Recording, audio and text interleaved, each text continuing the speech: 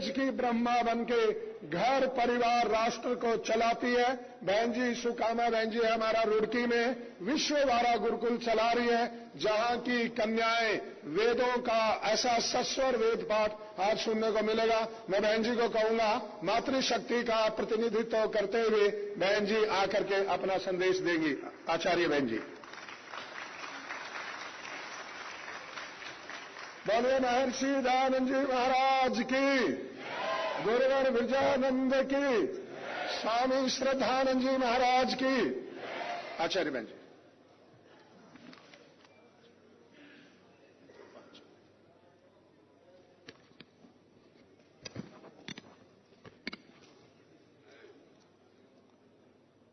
ओम इंद्रं वर्धन्तो अप्तुरः कृण्वन्तो विश्वमार्यम्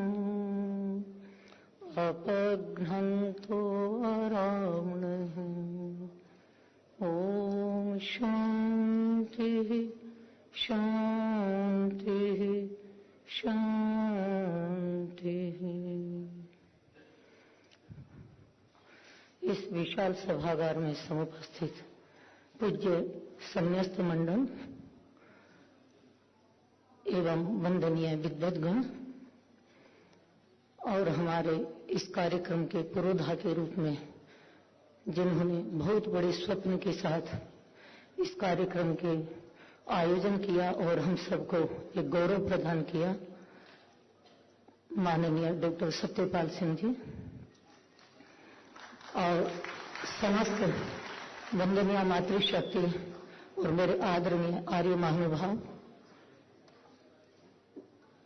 महर्षि दयानंद सरस्वती ऋषि संस्कृति के प्रतिनिधि ऋषि हैं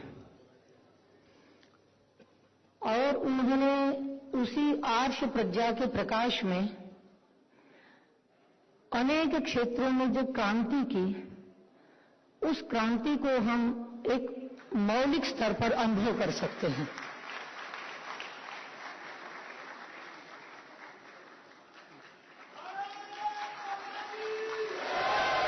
हमारा सौभाग्य है हमारे बीच पूज्य स्वामी रामदेव जी महाराज, जिन्होंने योग का पूरे देश और दुनिया में परचम लहराया है, वो पधार चुके हैं।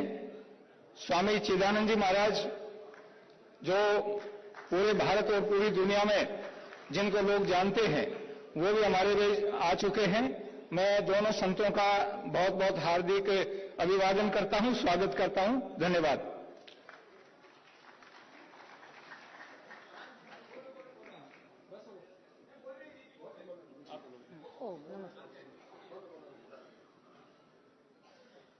पूज्य स्वामी जी का और हमारे दूसरे पूज्य स्वामी चिदानंद जी का, दोनों को हम सादर प्रणाम और अभिवादन करते हैं। स्वागत किया आप सबने।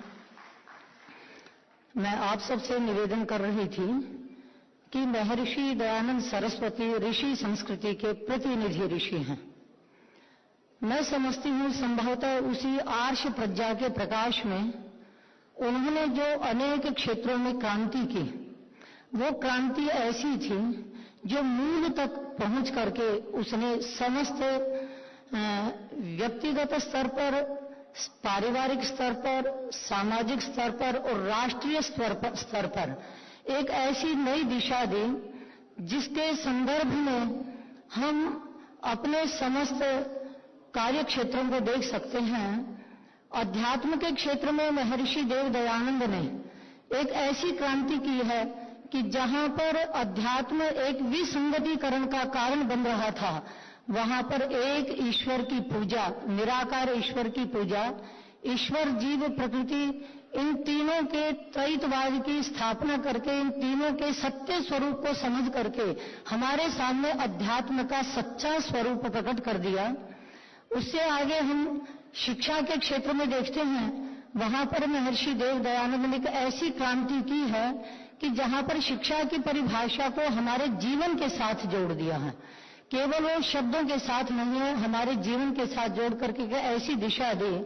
उस महान शिक्षाविद महर्षि देव दयानंद शिक्षा की परिभाषा करते हुए लिखते हैं कि जिससे विद्या, सभ्यता, धर्मात्मता, जितेंद्रियता आदि गुणों की वृद्धि हुए उसे शिक्षा कहते हैं। यहाँ पर शिक्षा एक ऐसी चीज है जिससे मनुष्य शिक्षा से जहाँ बाहर से अनेक कलाओं में पारंगत होकर के सुभूषित होता है, वहाँ अंदर से ऐसा निर्मित हो जाता है। जो सत्याग्रह प्रकाश में ऋषि ने एक शिक्षा का उपक्रम किया है, शिक्षा का मार्गदर्शन किया है कि वो ऐसा शिक्षित दीक्षित व्यक्ति ऐसा स्नातक बन जाता है, विद्या स्नातक बन जाता है, व्रत स्नातक बन जाता है, विद्या व्रत स्नातक बन जाता है कि जिसको देखने के लिए स्नातक बनने समावर्तन के पश्चात देवता भी उसको धरा पर देखने के लिए आते हैं। ऐसा शिक्षा का ऊंचा आदर्श महर्षि देव दयानंद ने प्रतिपादित किया, राजनीति को राजधर्म के रूप में प्रतिपादित किया। इस प्रकार अनेक क्षेत्रों में उन्होंने जो क्रांति की, उस क्रांति को आधार बना करके यदि हम चलेंगे, हम सभी आर्य बंधुगण, तो निश्चित रूप से उस क्रांति से समस्त जगत के अंदर एक विशुद्ध क्रांति को आगे बढ़ाते हुए उस ऋषि के प्रति हम कृतज्ञ होकर के कुछ उऋण हो पाएंगे। इन्हीं शब्दों के साथ मैं आप सबका हार्दिक आभार व्यक्त करती हूँ, धन्यवाद करती हूँ। ओम शांति। बोलिए महर्षि दयानंद जी महाराज की। मैं ऋषि दयानंद की बेटी डॉक्टर सुकामा जी को पद्म श्री देने के लिए एक बार भारत सरकार के लिए एक बार आपकी ताली बनती है। द्वितीय जन्म शताब्दी। हमारे बीच में बहुत उच्च कोटि के वेदों के विद्वान गुरुकुल कांगड़ी के वाइस चांसलर डॉक्टर सोमदेव जी सुतांशु हमारे बीच में उपस्थित है।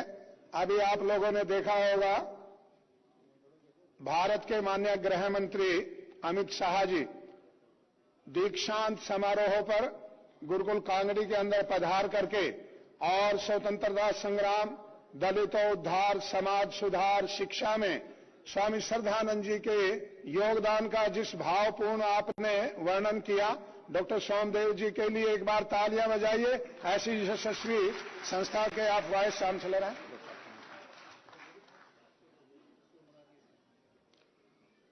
ओम इदं नमः ऋषिभ्यः पूर्वेभ्यः पूर्वजेभ्यः पथिकृद्भ्यः।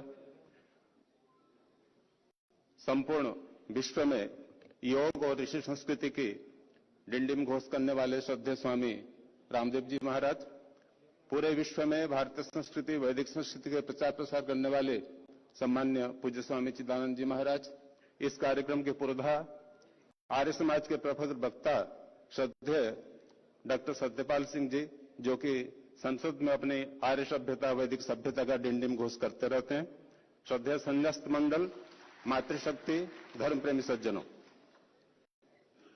आज महर्षि दयानंद के 200वीं जयंती के अवसर पर आप सभी आर्यजनों को देख करके अत्यंत प्रसन्नता की बात हो रही है। महर्षि स्वामी दयानंद ने समग्र विश्व के कल्याण के लिए, परोपकार के लिए आर्य समाज की स्थापना की थी और विश्व के कल्याण के लिए एक सूत्र दिया था उन्होंने हमें, वेदों की ओर लौटो। क्योंकि जब तक हमारा ज्ञान परिष्कृत नहीं होगा और उस ज्ञान से उत्पन्न हमारे कर्म तब तक हमारे परिष्कृत नहीं हो सकते, तो विशुद्ध ज्ञान की प्राप्ति के लिए उन्होंने वेदों का राह हमको दिखाया। मैं समझता हूं महर्षि दयानंद जी का सबसे बड़ा देन है। और वैदिक ज्ञान विज्ञान को विश्व में प्रचारित प्रसारित करने के लिए जो गुरुकुलीय शिक्षा पद्धति हमारे प्राचीन काल में संपूर्ण भारत में, विश्व में विद्यमान थी, उस गुरुकुलीय शिक्षा प्रणाली को प्रचारित प्रसारित करने के लिए उनके जो परम अनुयायी अमर हुतात्मा स्वामी श्रद्धानंद जी के द्वारा संस्थापित गुरुकुल कांगड़ी विश्वविद्यालय आज पूरे भारतवर्ष में अपनी जो गुरुकुलीय शिक्षा पद्धति, वैदिक शिक्षा पद्धति, उसका प्रचार प्रसार कर रहा है। उस संस्थान की ओर से मुझे यहां बोलते हुए अत्यंत गर्व का अनुभव हो रहा है और आप सबका मैं गुरुकुल कांगड़ी विश्वविद्यालय की ओर से बहुत बहुत हार्दिक स्वागत, अभिनंदन करता हूं। मित्रों, यदि किसी देश को नष्ट करना है तो वहां पर मिसाइल और बम छोड़ने की आवश्यकता नहीं होती है। उस देश की संस्कृति, उस देश की सभ्यता, उस देश की भाषा को हम नष्ट कर दें तो वह देश अपने आप नष्ट हो जाता है। विदेशी आक्रांताओं ने, चाहे वो अंग्रेज रहे हों, चाहे अन्य यवन रहे हों, उन्होंने यहाँ की संस्कृति को, यहाँ की सभ्यता को, यहाँ की भाषा को नष्ट करने का प्रयास किया। हम लॉर्ड मैकाले का जो वक्तव्य है ब्रिटिश के पार्लियामेंट में, उसको पढ़ते हैं कि यदि हमें भारत को नष्ट करना है तो वहां की जो शिक्षा पद्धति है, वहां की जो आध्यात्मिक शिक्षा पद्धति है, उस आध्यात्मिक शिक्षा पद्धति को नष्ट कर दें तो निश्चित रूप से भारत नष्ट हो जाएगा और उस चिरकाल तक हम उस पर शासन कर सकते हैं। इस चैलेंज को स्वीकार करते हुए अमर हुतात्मा स्वामी श्रद्धानंद जी ने 1902 में उपहरे गिरिनाम संगमे च नदी नाम, वहां पर गुरुकुल कांगड़ी विश्वविद्यालय की स्थापना की थी। उनका उद्देश्य था वैदिक ज्ञान विज्ञान का प्रचार प्रसार करना। हिंदी के माध्यम से आप लोगों को जानकर के अत्यंत सुखद आश्चर्य होगा, उस समय महर्षि दयानंद के सिद्धांतों के अनुरूप 1902 में हिंदी भाषा में राष्ट्रभाषा के माध्यम से विज्ञान गणित जैसे विषयों का ग्रंथों का रचन और उनका पठन पाठन की परंपरा गुरुकुल कांगड़ी विश्वविद्यालय के माध्यम से प्रारंभ की गई थी। गुरुकुल शिक्षा का जो मूल उद्देश्य स्वामी श्रद्धानंद जी ने बहुत सुंदर शब्द में कहा है, आचार्य उपनयमानो कृणुते गर्भमंतः तम रात्रिस्तिस्र उदरे विभर्ते। इस मंत्र की बहुत सुंदर व्याख्या की है। तम रात्रिस्तिस्र उदरे विभर्ते, उसका सारांश रूप में यह प्रतिपादित किया है कि जब तक छात्र का समग्र आधिभौतिक ज्ञान की प्राप्ति न हो जाए, जब तक छात्र को समस्त प्रकार का आधिदैविक मानसिक बौद्धिक ज्ञान न प्राप्त हो जाए और जब तक छात्र को समग्र प्रकार से आध्यात्मिक ज्ञान की प्राप्ति नहीं हो जाए, तब तक कोई भी छात्र पूर्ण रूप से पूर्ण पुरुष नहीं बन सकता। गुरुकुल शिक्षा इस तीनों लक्ष्यों को, तीनों प्रकार की ज्ञान प्राप्ति कराने के एकमात्र साधन है। मैं आज भारत सरकार के अनेक गणमान्य व्यक्ति बैठे हुए हैं, जब तक इस गुरुकुल शिक्षा पद्धति के माध्यम से हम व्यक्ति के भौतिक, आधिदैविक और आध्यात्मिक ज्ञान की प्राप्ति नहीं करा सकते हैं, तब तक हम न मानव जाति का उत्थान कर सकते हैं, न विश्व का कल्याण कर सकते हैं, न राष्ट्र का कल्याण कर सकते हैं। आप सभी का इस अवसर पर बहुत बहुत धन्यवाद। इसके लिए हम लोग प्रयास करेंगे। धन्यवाद डॉक्टर साहब। देखिए, हमारे बीच में परम स्वतंत्रता सेनानी, आजादी की लड़ाई के योद्धा, गोरक्षक, यज्ञ की पद्धति के उन्नायक, सदगुरु राम सिंह जी की परंपरा के नामधारी सिख यहाँ 100 से अधिक आज महर्षि दयानंद जी महाराज के इस टिकट के लोकार्पण पे आए हैं। आप एक बार जोरदार तालियां बजाइए और मेरे साथ एक बार नारा लगाइए, बोले महर्षि दयानंद जी महाराज की। लुधियाना के अंदर कन्या गुरुकुल की स्थापना करने वाले हम सब के बहुत श्रद्धेय सम्माननीय स्वर्गीय सत्यानंद जी मुंजाल के सुपुत्र योगेश मुंजाल जी यहाँ उपस्थित हैं। आपके पिताश्री द्वारा लुधियाना में जो गुरुकुल शुरू किया गया, हजारों लड़कियों ने निःशुल्क शिक्षा पाई, वेदों के संस्कार पाए, यज्ञ इत्यादि की पद्धति सीख करके सारे देश में कार्य कर रहे हैं। एक बार हमारे भाई योगेश मुंजाल जी के लिए भी आप तालियां बजाएंगे। और मैं अब हमारे पूज्य स्वामी सुमेधानंद जी महाराज, हमारे गुरु भाई, आपको मंच पे आमंत्रित करता हूं आगे की कुछ स्वागत की प्रक्रिया के लिए। पूज्य स्वामी सुमेधानंद जी महाराज।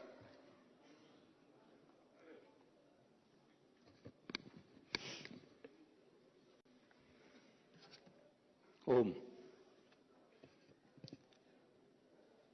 उपस्थित सम्मानित विद्वजन, सन्यासीवृंद, आर्य बंधुओं और भाइयों, जैसा कि मैंने पहले आपसे बताया था कि हमारे बीच श्रद्धेय स्वामी रामदेव जी महाराज, जिन्होंने गुरुकुल में शिक्षा प्राप्त की, पूज्य आचार्य बलदेव जी के सानिध्य में रह करके आपने वेद, वेदांग, व्याकरण, आयुर्वेद का अध्ययन किया और उसके बाद आपने साधना और तप किया, हरिद्वार को अपनी कर्म भूमि बनाई, वहां से आपने योग और आयुर्वेद का काम प्रारंभ किया और धीरे धीरे योग को संपूर्ण भारत नहीं बल्कि पूरे विश्व तक फैलाया। आज भी आस्था चैनल के माध्यम से और अन्य चैनलों के माध्यम से आज जितने भी मीडिया के चैनल्स हैं उनमें प्रतिस्पर्धा लगी हुई है, कंपटीशन बना हुआ है कि कौन स्वामी जी महाराज के कार्यक्रमों को कवर करे। आज भी प्रातःकाल कॉन्स्टिट्यूंसी क्लब, जो हमारा सांसदों का क्लब है, उसमें विभिन्न गतिविधियां चलती रहती हैं। 5 बजे से स्वामी जी महाराज वहां योग पर कार्यक्रम दे रहे थे, अनेक चैनल्स पर कार्यक्रम दिए और 400 के आसपास लोगों को, बड़ी बड़ी डिग्निटीज को आपने योग सिखाया और वहां से सीधे यहां हमारे बीच आए हैं।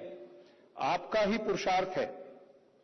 और उसके बाद देश के यशस्वी प्रधानमंत्री नरेंद्र मोदी जी, उनका कि आज योग पूरी दुनिया में अंतर्राष्ट्रीय योग दिवस के रूप में मनाया जाता है, ये स्वामी जी के तप का प्रतिफल है कि पूरी दुनिया के 200 से अधिक देश आज योग करते हैं, योग सीखते हैं। मैं ऐसे तपस्वी वितराग संत का इस मंच से हम स्वागत करना चाहेंगे। स्वामी जी को हम शॉल, श्रीफल, शॉल, एक महर्षि दयानंद का जीवन चरित्र, आप तो पुस्तकें स्वयं वेद भी बांटते हैं, पुस्तकें बांटते हैं, आपके पास तो अथाह भंडार है, लेकिन प्रतीक के रूप में हमारा कर्तव्य बनता है कि मंच के माध्यम से हम आपका स्वागत करें। और एक महर्षि दयानंद का चित्र ये हम भेंट करेंगे। मैं स्वामी संपूर्णानंद जी और डॉक्टर सत्यपाल जी से निवेदन करूंगा, आप पूज्य स्वामी जी महाराज का स्वागत करेंगे। पहले डॉक्टर सत्यपाल जी पुष्पगुच्छ भेंट करके आपका स्वागत करेंगे। वो शॉल ले जाओ भैया ना। गायत्री का पट, हाथ से हमने गायत्री की कढ़ाई करवाई है रेशम के कपड़े पर।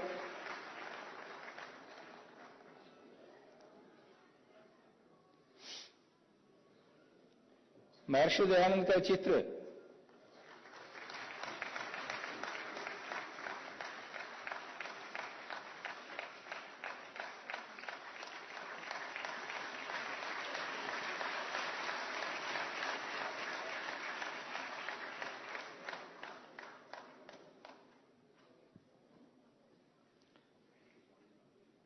पूज्य स्वामी चिदानंद जी महाराज, आपने भी पूरी दुनिया के अंदर हमारी सनातन संस्कृति को फैलाया है।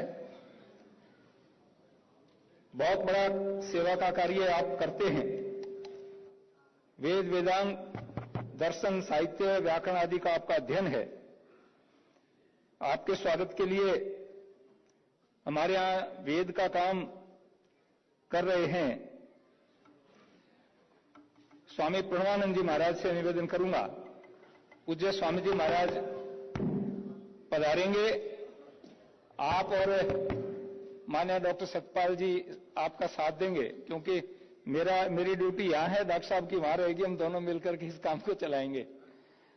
पहले डॉक्टर साहब पुष्पगुच्छ भेंट करेंगे और पूज्य स्वामी प्रणवानंद जी, श्रद्धेय स्वामी चिदानंद जी महाराज को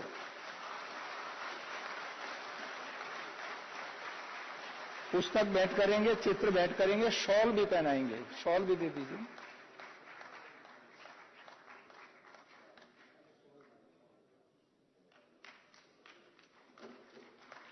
हमारी संस्कृति में कहा है अतिथि देवो भव।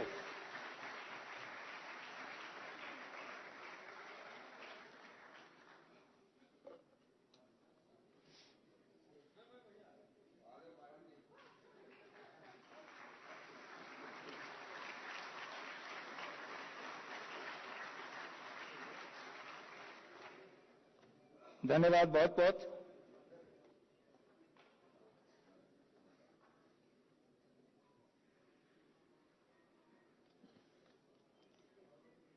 अब हमें थोड़ी सी देर और, क्योंकि कुछ ही देर में, कुछ पलों में हमारे बीच महामहिम उपराष्ट्रपति जगदीप धनखड़ जी और हमारे संचार राज्य मंत्री देव सिंह जी चौहान मंच पर पधारेंगे।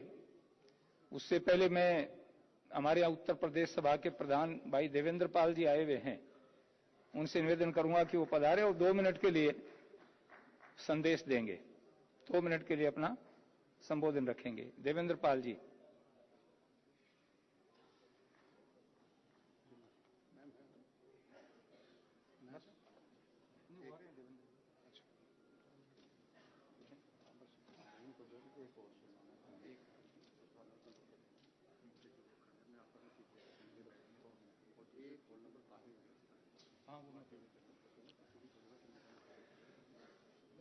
समारोह की अध्यक्षता कर रहे आदरणीय स्वामी रामदेव जी, इस भव्य कार्यक्रम के संयोजक डॉक्टर सत्यपाल सिंह जी, स्वामी चिदानंद जी, हाल में उपस्थित आर्य जगत के तपोनिष्ठ संन्यास्तवृंद और आर्य समाज के सभी पदाधिकारीगण, मातृशक्ति साथियों, ये हमारे लिए बड़े सौभाग्य की बात है कि महर्षि दयानंद की 200वीं जयंती के जन्म जयंती के हम प्रत्यक्षदर्शी बन रहे हैं। 1925 में मथुरा में प्रथम शताब्दी महर्षि दयानंद की मनाई गई थी। मैं नहीं समझता उस वक्त का आज कोई जिंदा होगा, लेकिन हमें इस बात का सौभाग्य है कि जब महर्षि दयानंद की 200वीं जन्म जयंती मनाई गई थी, हम उसके प्रत्यक्षदर्शी रहेंगे। 300वीं में हम लोग नहीं होंगे।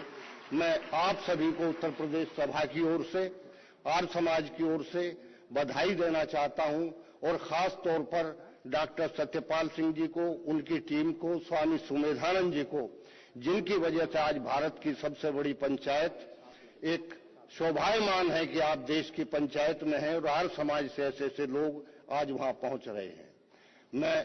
हम लोग महर्षि दयानंद के जितना बड़ा कार्य उन्होंने किया है उसका वर्णन घंटों नहीं, दिनों में भी नहीं लगातार बोल करके कर सकते, लेकिन एक बात है कि महर्षि दयानंद और उनके अनुयायियों ने जो लड़ाई लड़ी थी, आज देश के संविधान में कानून बन करके काम कर रही है। और आगे भी हम 200वीं जन्म जयंती के उसमें एक संकल्प लें कि ऋषि दयानंद के कार्यों को आज आपका मैं बहुत बड़ा ये मानता हूं कि आज भारत सरकार ने ये एहसास किया है कि महर्षि दयानंद सरस्वती के ऊपर सरकारी कार्यक्रम, संस्कृति विभाग, आपका दूरसंचार विभाग ये कार्य कर रहा है। मैं आप सभी का, इस मंच संचालक स्वामी जी का, सबका बहुत बहुत आभार प्रकट करता हूं। धन्यवाद। नमस्ते। हमारे बीच में पूज्य स्वामी, बस हम बुलवाएंगे, आप हम बुलाएंगे। बोले महर्षि दयानंद जी महाराज की। हमारे बीच में पूज्य स्वामी प्रणवानंद जी महाराज बैठे हैं। आप 9 आर्ष विद्या के गुरुकुल चला रहे हैं। ऐसे कालखंड में जब लोग कहते हैं कि स्कूल बनाओ, गुरुकुलों का समय गया, ऐसे समय में भी 9 गुरुकुलों का संचालन करें। आपने बोलना था, डॉक्टर ने मना कर रखा है कि आपकी आंखों पे जोर पड़ेगा, आपने बोलना नहीं है। नहीं तो स्वामी जी महाराज आपको यहां से अपना आशीर्वाद देना चाह रहे थे। स्वामी आर्यवेश जी महाराज ने कहा हमारे बीच में युवा आना चाहिए। एक आर्य युवा नेता को मैं 2 मिनट के लिए युवाओं का प्रतिनिधित्व करने के लिए बुला रहा हूं। आर्य सुरेश मलिक जी पानीपत से, आप 8 साल से वह आर्य समाज के, युवा आर्य समाज के प्रधान हैं, युवाओं में कार्य करते हैं और उस युवाओं के कार्य के कारण ही आपको अब की बार जिला परिषद का वाइस चेयरमैन बनाया है। वहां लोगों ने जिता करके भेजा। सुरेश भाई के लिए एक बार जोरदार तालियां। आर्य नेता, आर्य युवक, आर्य सुरेश मलिक।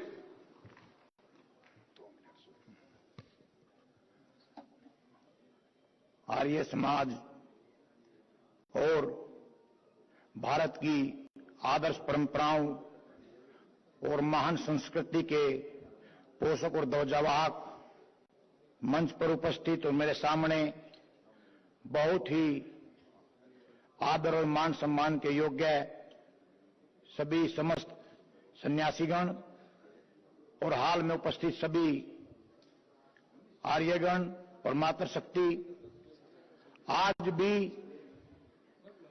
हम जितने सारे देश के जो ज्वलंत मुद्दे हैं, ये पिछले हमारे ये कुछ समय का इतिहास रहा है कि जितनी भी देश की ज्वलंत समस्याएं हैं, मुद्दे हैं, तो आर्य समाज के लोग उनमें बढ़ चढ़ करके भाग लेते हैं। ये आर्य समाज की एक सीख है। और मैं यदि अपने बारे में बताऊं तो मेरे परिवार का या मेरे पिताजी से या दादाजी से कभी कोई आर्य समाज से किसी प्रकार का भी कोई संपर्क नहीं था। हमारी तो मंडी में दुकान होती थी आड़त की, तो हमारे समाज के आगे से निकलता था, तो मेरी 1-2 बार वैसी रुचि बन गई कि सुन लिया जाए। तो जैसे ही आर्य समाज में जो मेरे सामने आर्य समाज के सन्यासी बैठे हैं, समय समय पर आर्य समाज के प्रचार के लिए आते थे, तो मैंने तो सुना और पूरे गांव में भी पानीपत के साथ ही गांव है रिसालू, वो मेरा गांव है, तो उसमें भी कोई किसी प्रकार का आर्य समाज का प्रचार प्रसार नहीं था। तो वहां पे सुना तो समझ में आया कि कोई वैज्ञानिक कसौटी पर तर्क के आधार पर कोई बात खरी उतरती तो आर्य समाज के मन से की जाती है। तो फिर मैंने आर्य समाज को मानना ही नहीं, मैंने आर्य समाज को जीना शुरू किया और आर्य समाज का कोई भी कार्यक्रम गांव से लेकर के पानीपत से लेकर के अंतर्राष्ट्रीय सम्मेलन जितने हुए उन सब में भाग लिया और अपने आप में अपने आधार पर कह सकता हूं कि बहुत चीजें सीधी साफ स्पष्ट हो गई और किसी प्रकार के पाखंड में भी कोई नहीं रहा और आर्य समाज को उसी प्रकार से जी रहे हैं। और आज यहां आने का भी अवसर मिला, बहुत कुछ जानने सीखने का मौका मिलेगा और मेरे को बोलने का अवसर दिया। आप सभी का बहुत बहुत धन्यवाद। पूज्य स्वामी सुमेधानंद जी महाराज के अधीन माइक करने से पहले कुरुक्षेत्र के अंदर 1 फरवरी से लेकर के 12 फरवरी तक चतुर्वेद पारायण महायज्ञ हुआ। महर्षि दयानंद जी महाराज की द्वितीय जन्म शताब्दी वर्ष समारोह का शुभारंभ हुआ। पूज्य स्वामी रामदेव जी महाराज ने अपना आशीर्वाद दिया। आर्य सुरेश मलिक जी जैसे सैकड़ों युवक उसके आयोजन में थे। मैं हमारे एक और युवा विद्वान अग्निव्रत जी नष्टिक को आवेदन करता हूं, 2 मिनट के लिए वो अपनी बात कहेंगे। आज उन्होंने अपने पुस्तकों को, महामहिम जी को पुस्तकें भी भेंट करेंगे। समय का ऐसा ही है। आचार्य जी आप आकर के कहें, फिर भी एक बार आचार्य जी के लिए तालियां बजाएंगे। पूज्य आचार्य विजयपाल जी स्वामी ओमानंद जी महाराज के उत्तराधिकारी गुरुकुल झज्जर से सैकड़ों लोगों को साथ लेकर के आए। एक बार पूज्य आचार्य विजयपाल जी के लिए भी आप तालियां बजाएंगे। पूज्य आचार्य विजयपाल जी।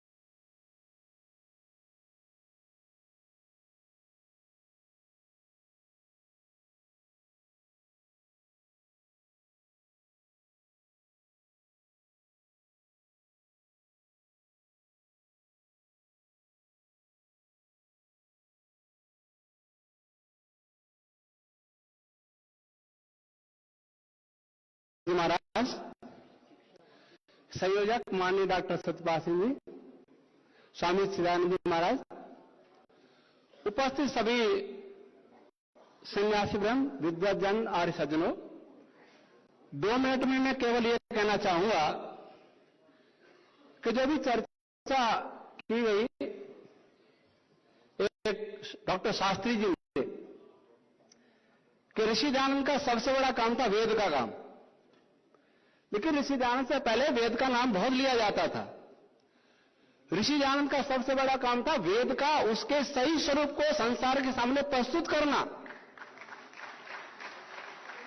वेद के वैज्ञानिक स्वरूप को संसार के सामने प्रस्तुत करना, वो हमने नहीं किया 140 वर्षों में।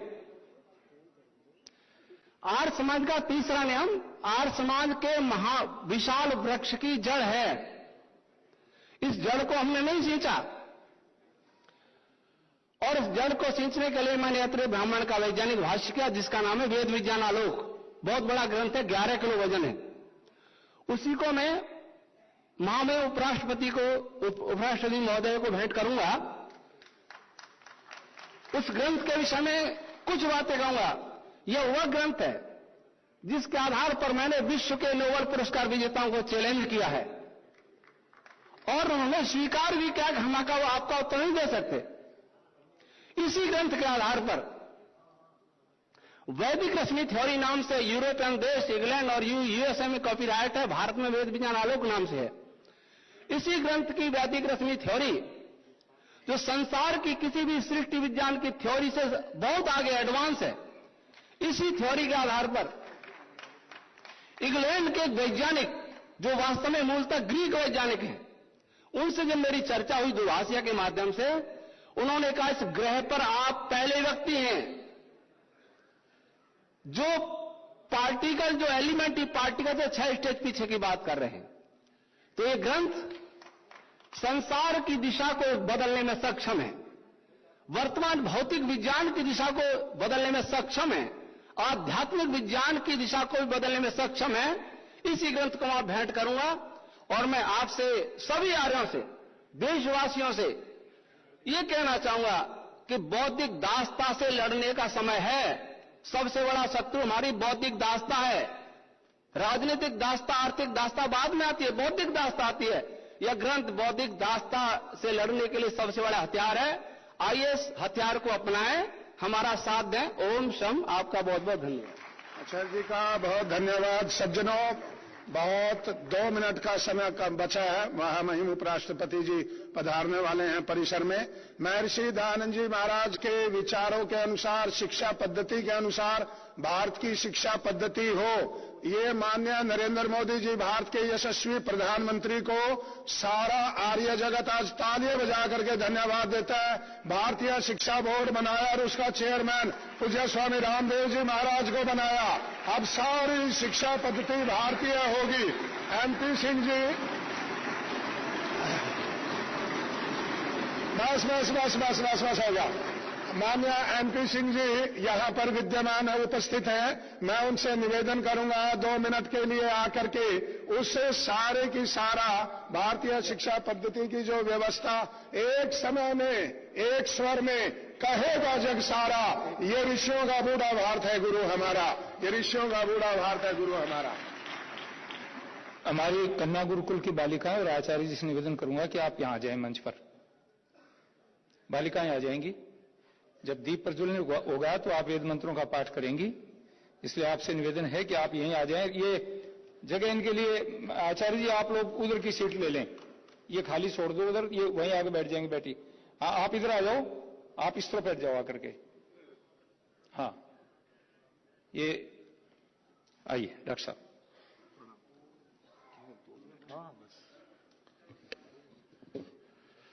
भारत की सामाजिक संस्कृति के साक्षात विग्रह परम पूज्य स्वामी जी को प्रणाम करता हूं।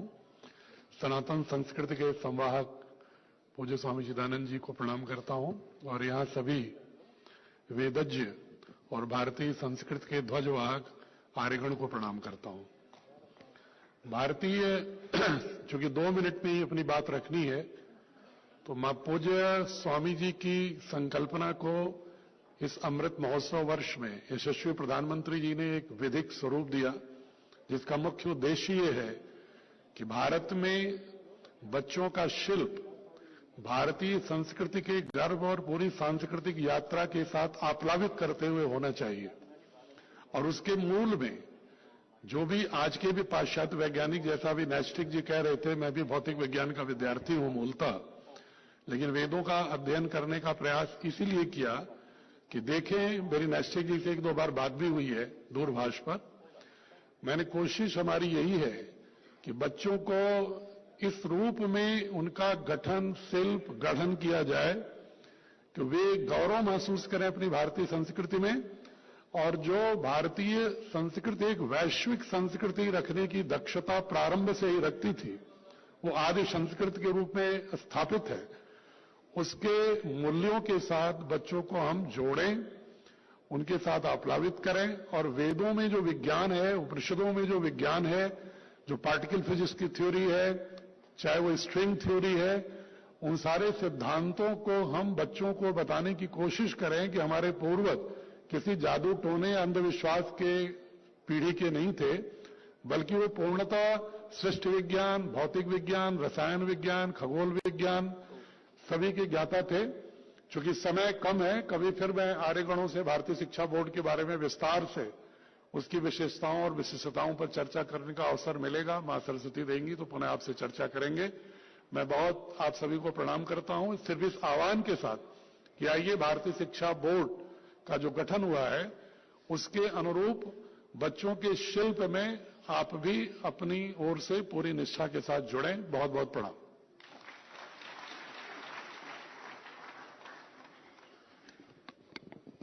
धन्यवाद। समयाभाव है, आपको विस्तृत जानकारी इसकी देनी थी। हमारे माननीय महामहिम उपराष्ट्रपति जगदीप धनखड़ जी इस परिसर में प्रवेश कर चुके हैं और 2 मिनट में वो मंच पर आ जाएंगे। मेरा आपसे एक निवेदन है, उनके आगमन पर हम ताली बजा करके और महर्षि दयानंद के जय घोष से उनका स्वागत करेंगे।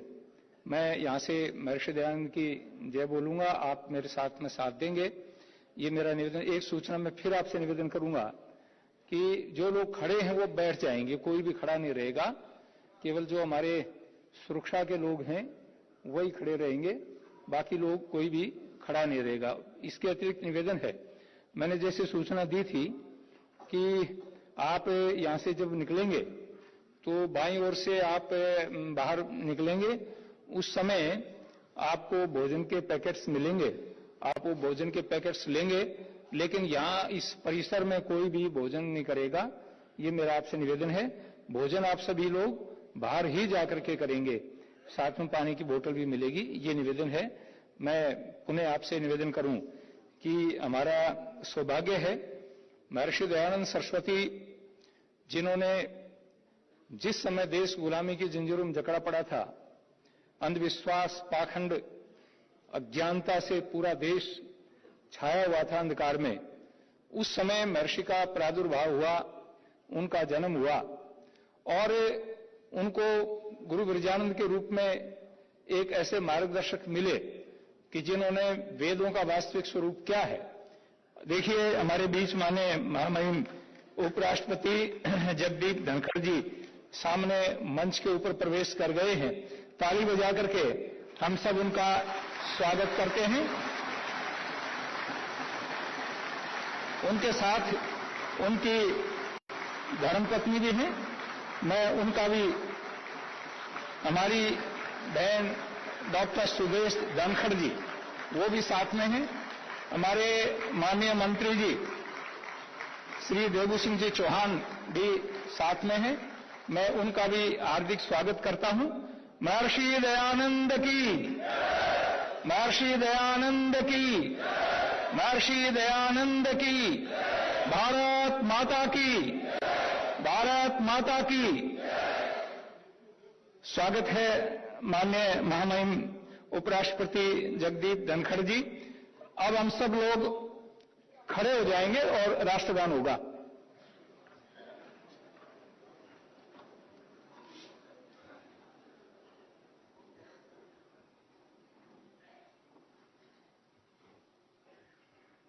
राष्ट्रगान का है क्या जैसे? जन गण मन अधिनायक जय हे भारत भाग्य पंजाब सिंध गुजरात मराठा द्रविड़ उत्कल बंग विंध्य हिमाचल यमुना गंगा उच्छल जलधि शुभ नामे जागे तव शुभ आशीष मांगे गाहे तव जय गाथा जन गण मंगलदायक जय हे भारत भाग्य विधाता जय हे जय हे जय हे जय जय जय जय हे। भारत माता की, भारत माता की।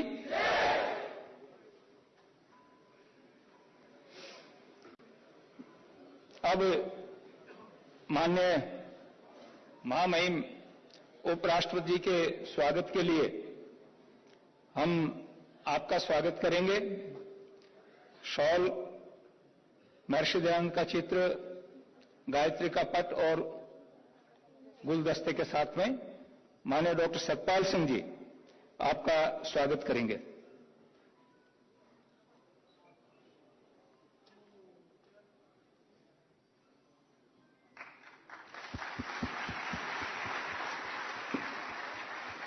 महर्षि दयानंद की, महर्षि दयानंद की।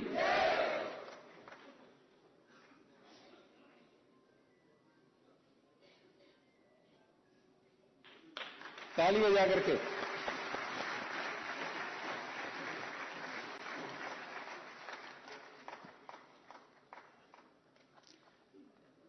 हमारी माननीय महामहिम उपराष्ट्रपति जी की एक विशेषता है कि वो 100% आते हैं। धर्मपत्नी को, अर्धांगिनी को भी साथ लेकर के आते हैं, वो भी हमारे लिए बहुत सम्माननीय है।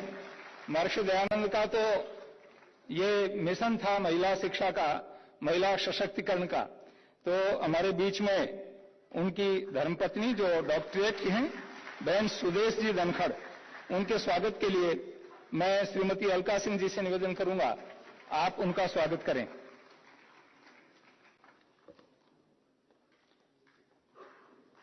एक ओम का चित्र, ताकि सामने ओम रहेगा तो हमारे हमेशा मन के अंदर, मस्तिष्क के अंदर ओम का ही ध्यान रहे। वो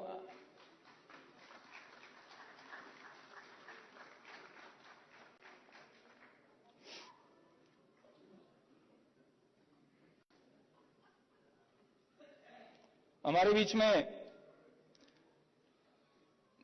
संचार मंत्रालय के राज्य मंत्री माननीय श्री देव सिंह जी चौहान जो उपस्थित हैं आज डाक टिकट जारी होने के अवसर पर। सबसे पहले तो मैं हमारे कैबिनेट मंत्री माननीय वैष्णव जी, माननीय प्रधानमंत्री जी, उनका बहुत बहुत आभार व्यक्त करता हूं, और माननीय भाई देवी सिंह जी का, आप संसद में हमारे साथ बैठते हैं, बहुत ही विनम्र स्वभाव के व्यक्तित्व हैं, कभी ये पता नहीं लगता कि आप मंत्री हैं, बहुत ही सरल भाव से हमारे बीच रहते हैं। उनके स्वागत के लिए मैं आमंत्रित करता हूं स्वामी संपूर्णानंद जी को, आप पधारें और माननीय मंत्री जी का शॉल, चित्र और पुस्तक देकर के स्वागत करें। पहले पुष्पगुच्छ भेंट करेंगे।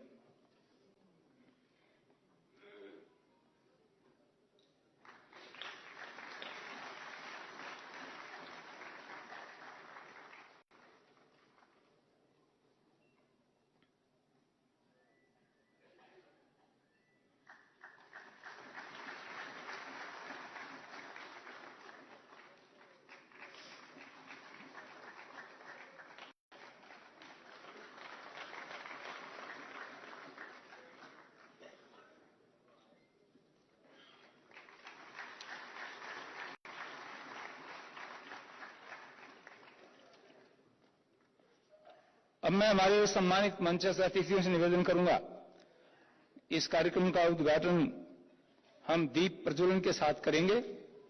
आपसे निवेदन करूंगा कि आप दीप प्रज्वलन के लिए पधारें।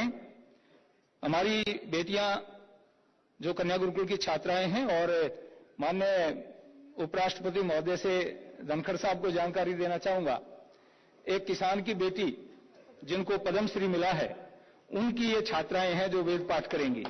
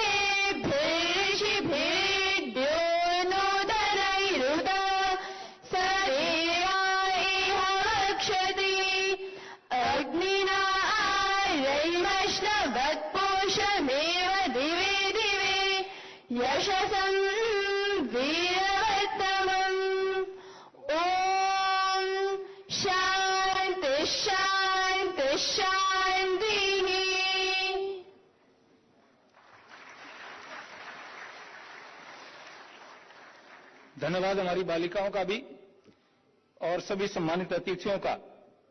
अब मैं एक संक्षिप्त संबोधन के लिए हमारे मंचस्थ श्रद्धेय स्वामी चिदानंद जी महाराज से निवेदन करूंगा, ये आप पधारें और अपना आशीर्वाद दें।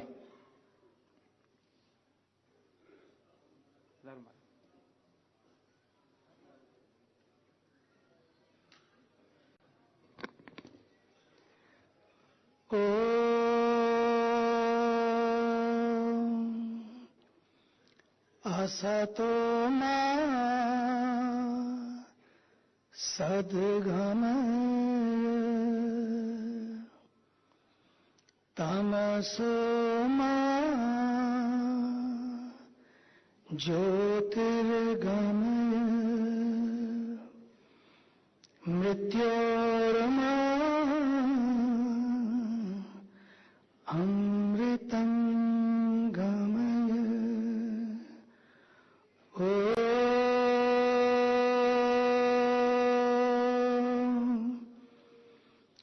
शांति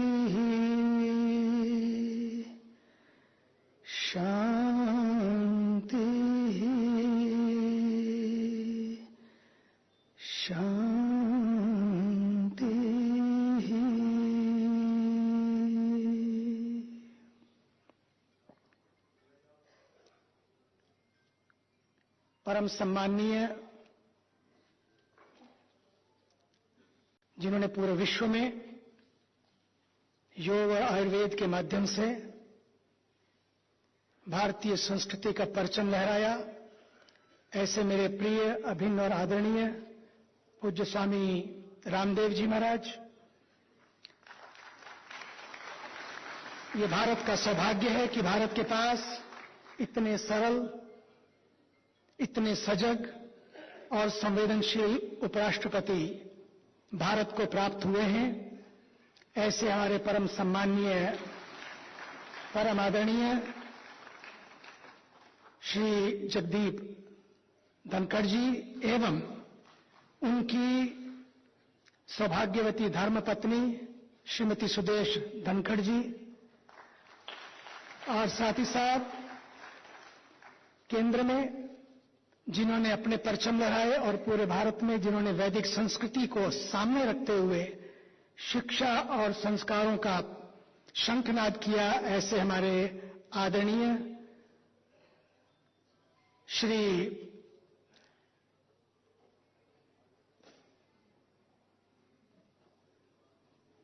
सतपाल सिंह जी, और साथ ही साथ आदरणीय सांसद सीकर राजस्थान, एक सन्यासी योद्धा श्री स्वामी सुमेधानंद जी महाराज, और नामधारी संगत से पधारे हुए सभी पूज्य संतवृंद, मातृशक्ति। आज मुझे बड़ी प्रसन्नता है कि इस देश ने बहुत सदियों से अनेक महापुरुषों को पाया, लेकिन भारत सरकार ने जिस तरह से 200 वर्ष पूर्ण होने पर हमारे समाज सुधारक, विचारक और पूरे विश्व को एक नया चिंतन देने वाले कि आओ वेदों की ओर लौटो और भारत की प्रभुता को समझो, इस मंत्र का आह्वान किया।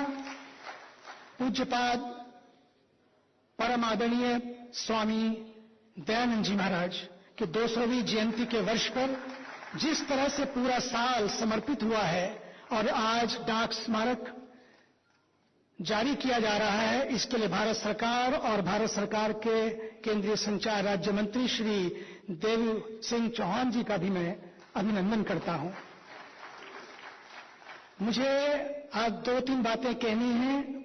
पहली बात तो समय आ गया है कि वेद और आयुर्वेद ही मानवता का कल्याण कर सकेंगे। आज भारत को भारत की आंखों से देखने की आवश्यकता है। भारत को शंका की आंख से नहीं, शंका के चश्मे से नहीं, बल्कि श्रद्धा के चश्मे से, श्रद्धा की आंख से देखने की आवश्यकता है। और ये भी मुझे बड़ी प्रसन्नता है कि आज कई बार लोगों को हाल भरने पड़ते हैं या भाड़े की बसों में लाना पड़ता है, लेकिन आज भाड़े की बसों में नहीं, बल्कि आज भाव के बल पर यहां पर इतने लोग आए हैं। ये हाल तो सही है, लेकिन एक दूसरे हाल को भी खुलवाना पड़ा और दूसरा हाल भी खचाखच भरा हुआ है। ये बहुत बड़ी बात है। ये है हमारे विचारों के प्रति हमारी समर्पण।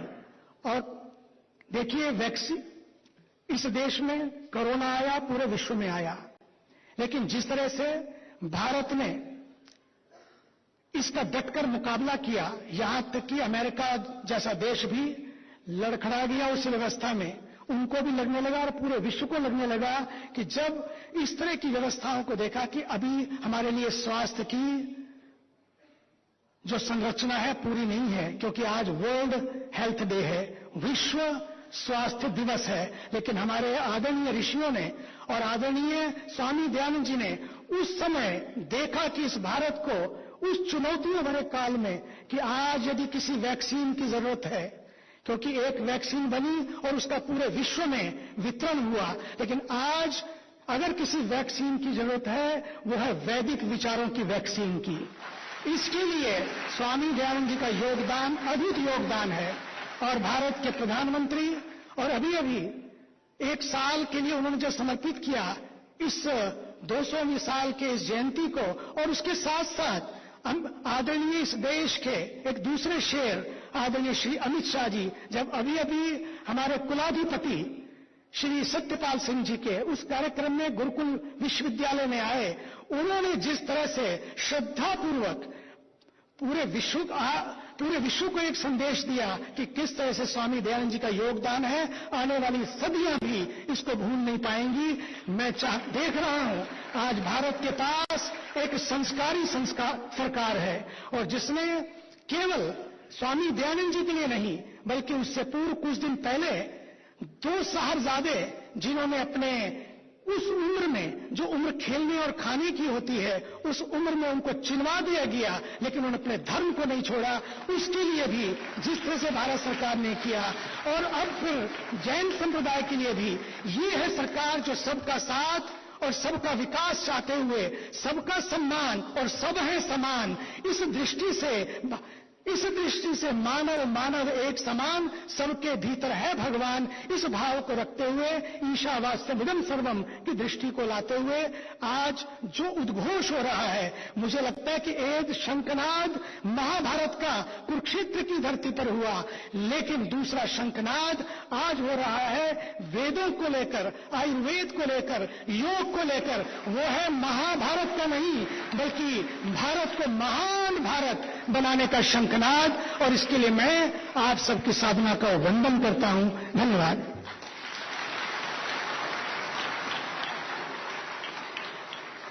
धन्यवाद स्वामी जी, आपने बहुत ही अच्छा मार्गदर्शन हमारा किया है। अब मैं हमारे राज्य मंत्री श्री देव सिंह जी से निवेदन करूंगा, वो भी आए और 2 शब्द कहें। चौहान साहब।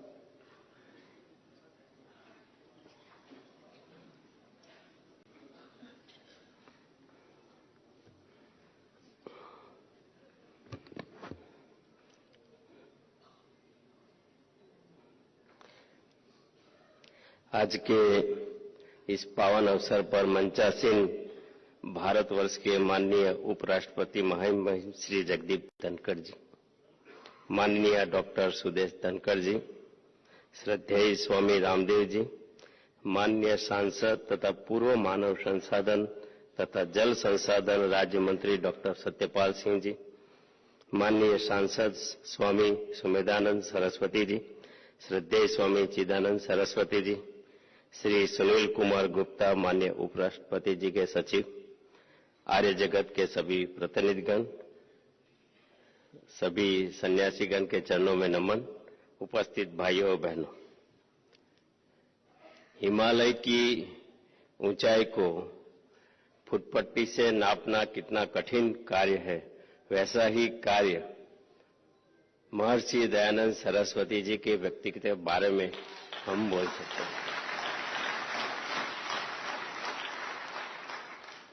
उनके बारे में बोलना मतलब सूर्य को दिया दिखाना होता है, जो हम छोटे समझ के लोगों के परे होता है ऐसा व्यक्तित्व। और प्रारंभ में मैं उनके चरणों में सत नमन करता हूं। भारत की भूमि चिंतन की भूमि रही है, ऋषि मुनियों की भूमि है, तपस्वियों की भूमि है।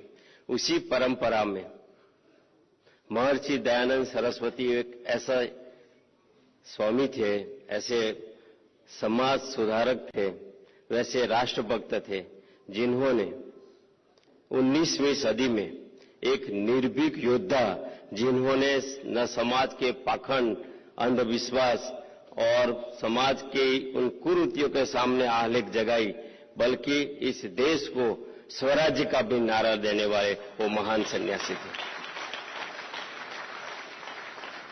मुगल काल एवं ब्रिटिश के उस काल में गुलामी की मानसिकता के कारण हम सब जब पाखंड अंधविश्वास की इस कुरीतियों में फंसे थे, तब नव जागरण की प्रति एक योद्धा की तरह समाज में रही कुरीतियों के सामने आवाज उठाकर पूरे भारतवर्ष को जागरूक करने का काम आदरणीय स्वामी जी ने किया था।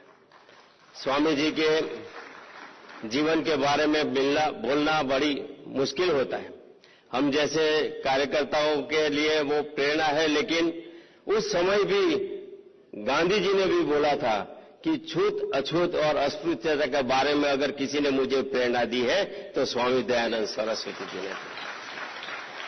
महिलाओं को एम्पावरमेंट का काम, उस समय बाल विवाह, विधवा विवाह और जिस तरीके से बुर्खा और वो जो पद्धति आई थी गुलाम अवस्था के कारण, जब हम हमारा आत्मविश्वास खो बैठे थे, आत्मसम्मान खो बैठे थे, तब उन्होंने हमें पुनः विविध आंदोलन के माध्यम से, चाहे वो आंदोलन सांस्कृतिक आंदोलन हो, शिक्षा का आंदोलन हो, समाज की क्रांति का आंदोलन हो या शुद्धि आंदोलन हो, समाज को एक करने का काम स्वामी दयानंद सरस्वती जी ने किया। मैं अपने आप को परम सौभाग्यशाली समझता हूं कि आज 200वीं जन्म जयंती पर भारत सरकार की ओर से जब मेरा मंत्रालय ये स्मारक डाक टिकट जारी कर रहा है, तब मैं अपने आप को परम सौभाग्यशाली समझता हूं और मैं उन महान स्वामी के जो महानतम कार्य हैं उनके प्रति ये डाक टिकट एक हमारे विभाग की ओर से छोटी सी श्रद्धांजलि है। आप सबका बहुत बहुत धन्यवाद। धन्यवाद मंत्री जी। और अब मैं महामहिम उपराष्ट्रपति जी के स्वागत के लिए और आप सबकी सेवा में स्वागत उद्बोधन के लिए माननीय डॉक्टर सतपाल सिंह जी को आमंत्रित करता हूं।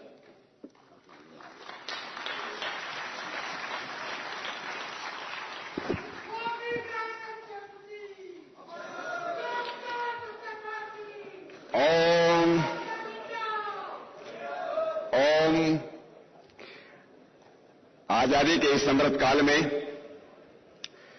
महर्षि दयानंद की 200वीं जन्म जयंती की इस कालखंड में इस भव्य और ऐतिहासिक समारोह के जिसके आप सब लोग आज साक्षी बन रहे हैं, उसके मुख्य अतिथि भारत के महामहिम उपराष्ट्रपति आदरणीय श्री जगदीप धनखड़ जी, उनकी सहधर्मिणी श्रीमती डॉक्टर सुरेश धनखड़ जी, कार्यक्रम के अध्यक्ष स्वामी रामदेव जी, परमात्म निकेतन के अध्यक्ष स्वामी चिदानंद जी सरस्वती, भारत सरकार के माननीय संचार मंत्री आदरणीय देवी सिंह चौहान जी, संसद में मेरे साथी और कार्यक्रम में सहयोगी सीकर के सांसद स्वामी सुमेधानंद सरस्वती जी, श्री सुनील कुमार गुप्ता जी, कार्यक्रम के आयोजक सत्य फाउंडेशन की अध्यक्षता श्रीमती अलका सिंह जी और आर्य जगत के सभी पूज्य सन्यासीगण, विद्वज्जन,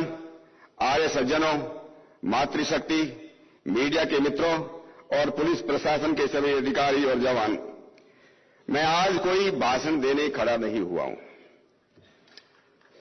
मैं केवल आप सब लोगों का स्वागत करने के लिए, आप सब लोगों का अभिनंदन करने के लिए, आप लोगों के प्रति कृतज्ञता और आभार प्रकट करने के लिए खड़ा हूं। सबसे पहले तो मैं जिस देव दयानंद ने, महर्षि दयानंद ने हमको स्वराज, स्वदेशी, स्वभाषा और सब संस्कृति का मंत्र दिया, जिसने देश का उद्धार करने और संस्कार का उपकार करने के लिए आर्य समाज की आज के ही दिन 7 अप्रैल 1875 में मुंबई में स्थापना की, उस ऋषि के प्रति, उस नवजागरण के पूर्वाधार के प्रति मैं अपनी कृतज्ञता अर्पित करता हूं।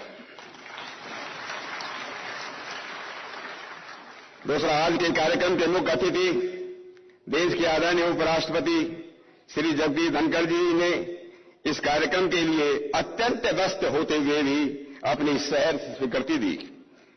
उनके मन में महर्षि के प्रति अगाध श्रद्धा देख मन प्रफुल्लित और गर्व से भर गया। सर, मैं आपका अत्यंत आभार व्यक्त करता हूं। उन्हीं के साथ शक्ति और सामर्थ्य की प्रतिमूर्ति श्रीमती डॉक्टर सुरेश धनखड़ जी से मैंने और मेरी पत्नी अलका ने इस कार्यक्रम में आने के लिए उनको जब निवेदन किया तो उन्होंने कहा मैं अवश्य आऊंगी और पूरी नारी जाति की तरफ से महर्षि दयानंद के प्रति अपनी कृतज्ञता अर्पित करूंगी।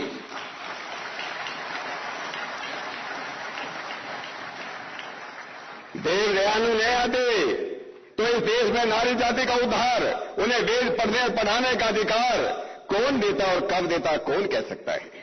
मैडम, मैं आपका हृदय से आभार व्यक्त करता हूं।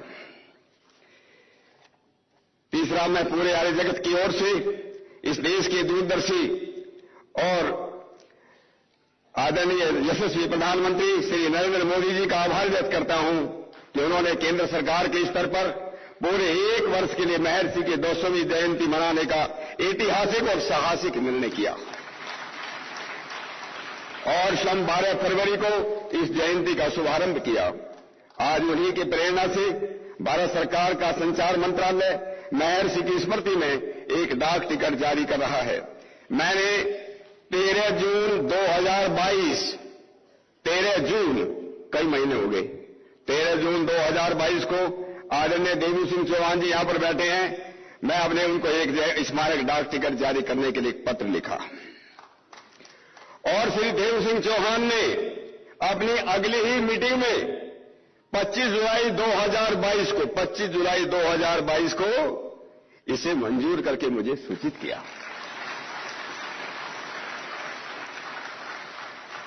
और जब मैं देव सिंह चौहान को धन्यवाद करने पहुंचा तो उनके उत्तर ने मुझे रोमांचित कर दिया।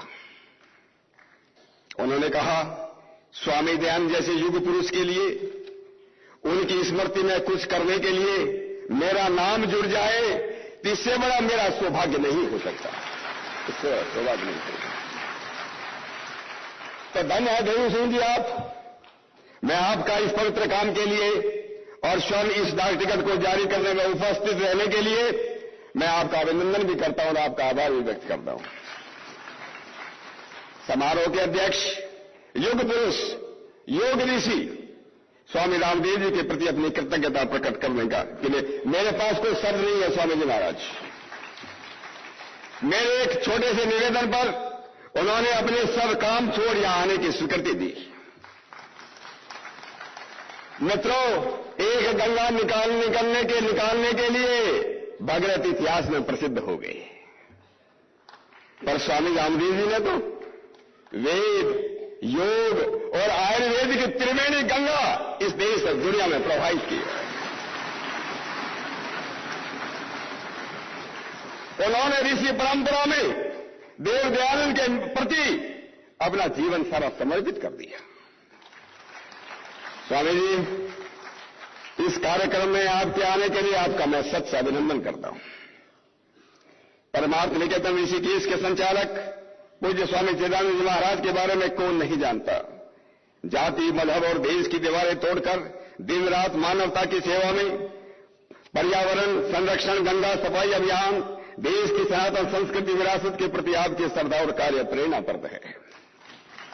स्वामी जी मेरे छोटे निवेदन पर अपना आशीर्वाद देने यहां पर पहुंचे, इसलिए मैं उनका अत्यंत आभार व्यक्त करता हूं।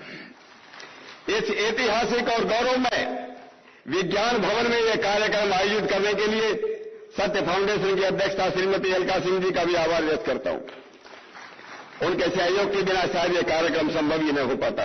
मेरे सहयोगी सांसद, कार्यक्रम के संचालक स्वामी सुमेधानंद जी सरस्वती, स्वामी संपूर्णानंद जी सरस्वती, स्वामी प्रणवानंद जी महाराज, आलोक शर्मा जी जो मंत्रालय के जो लोग हैं, डीजी मंजू कुमार जी, सीपीएम जी, श्रीमती प्रियंका शर्मा जी, संजीव शर्मा जी, सुयश पांडे जी, सुजीत कुमार जी, डॉक्टर नेपाल सिंह जी, प्रकृत आर्य की टीम ने इस कार्य को आयोजित करने में अपनी महत्वपूर्ण भूमिका निभाई। मैं सबका बहुत बहुत धन्यवाद करता हूं। अंत में आप सभी श्रद्धेय सन्यासीगण, विद्वज्जनों का, आर्यजनों का मैं हार्दिक आभार व्यक्त करता हूं।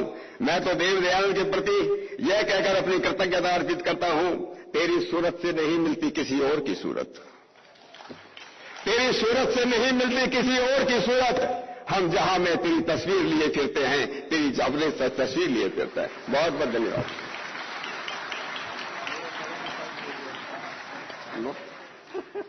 एक और है क्या? Thank you. धन्यवाद डॉक्टर साहब। अब हमारे बीच आचार्य अग्निवर जी नैष्ठिक उपस्थित हैं। आपका एक ग्रंथ जो वेद और विज्ञान विषय पर शोध ग्रंथ है, आपसे निवेदन करूंगा कि आप माननीय महामहिम उपराष्ट्रपति जी को अपनी पुस्तक भेंट करें।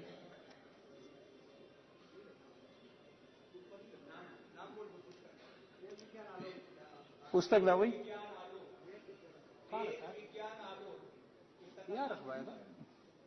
अंदर है क्या? कोई बात नहीं, वो करवाएंगे, कोई बात नहीं, वो करवा देता हूं। अपनी पुस्तक ले तलाश कर रहा हूं मैं। हमारा सौभाग्य है, ये बाद में भेंट करेंगे। अभी वो घड़ी आ गई है, अब दे दो, भेंट कर दो। चलो करो करो, जल्दी करो।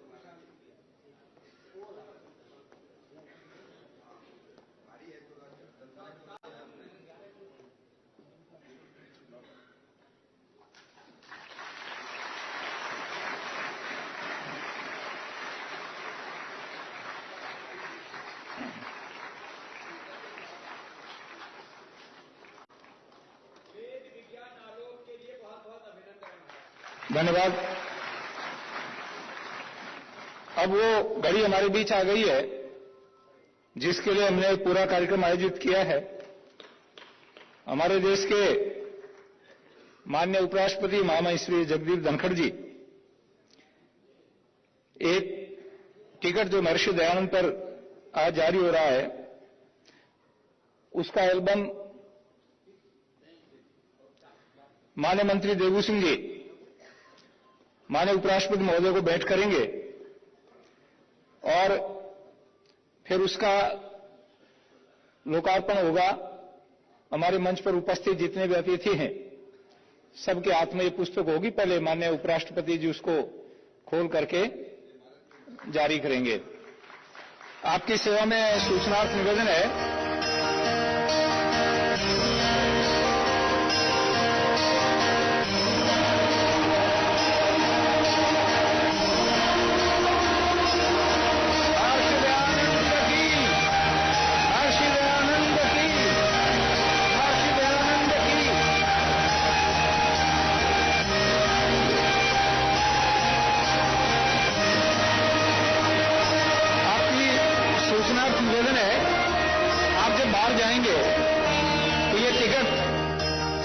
खरीदने के लिए मिलेगा।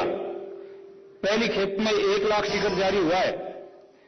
आप सब लोग बाहर से टिकट ले सकेंगे, अपने घर अपने ये टिकट ले जा सकते हैं। आप स्मारक के रूप में अपने घर में रहेगा। आप सब सौभाग्यशाली हैं कि पहला टिकट जारी हुआ है वो आपके हाथ में होगा। अब मैं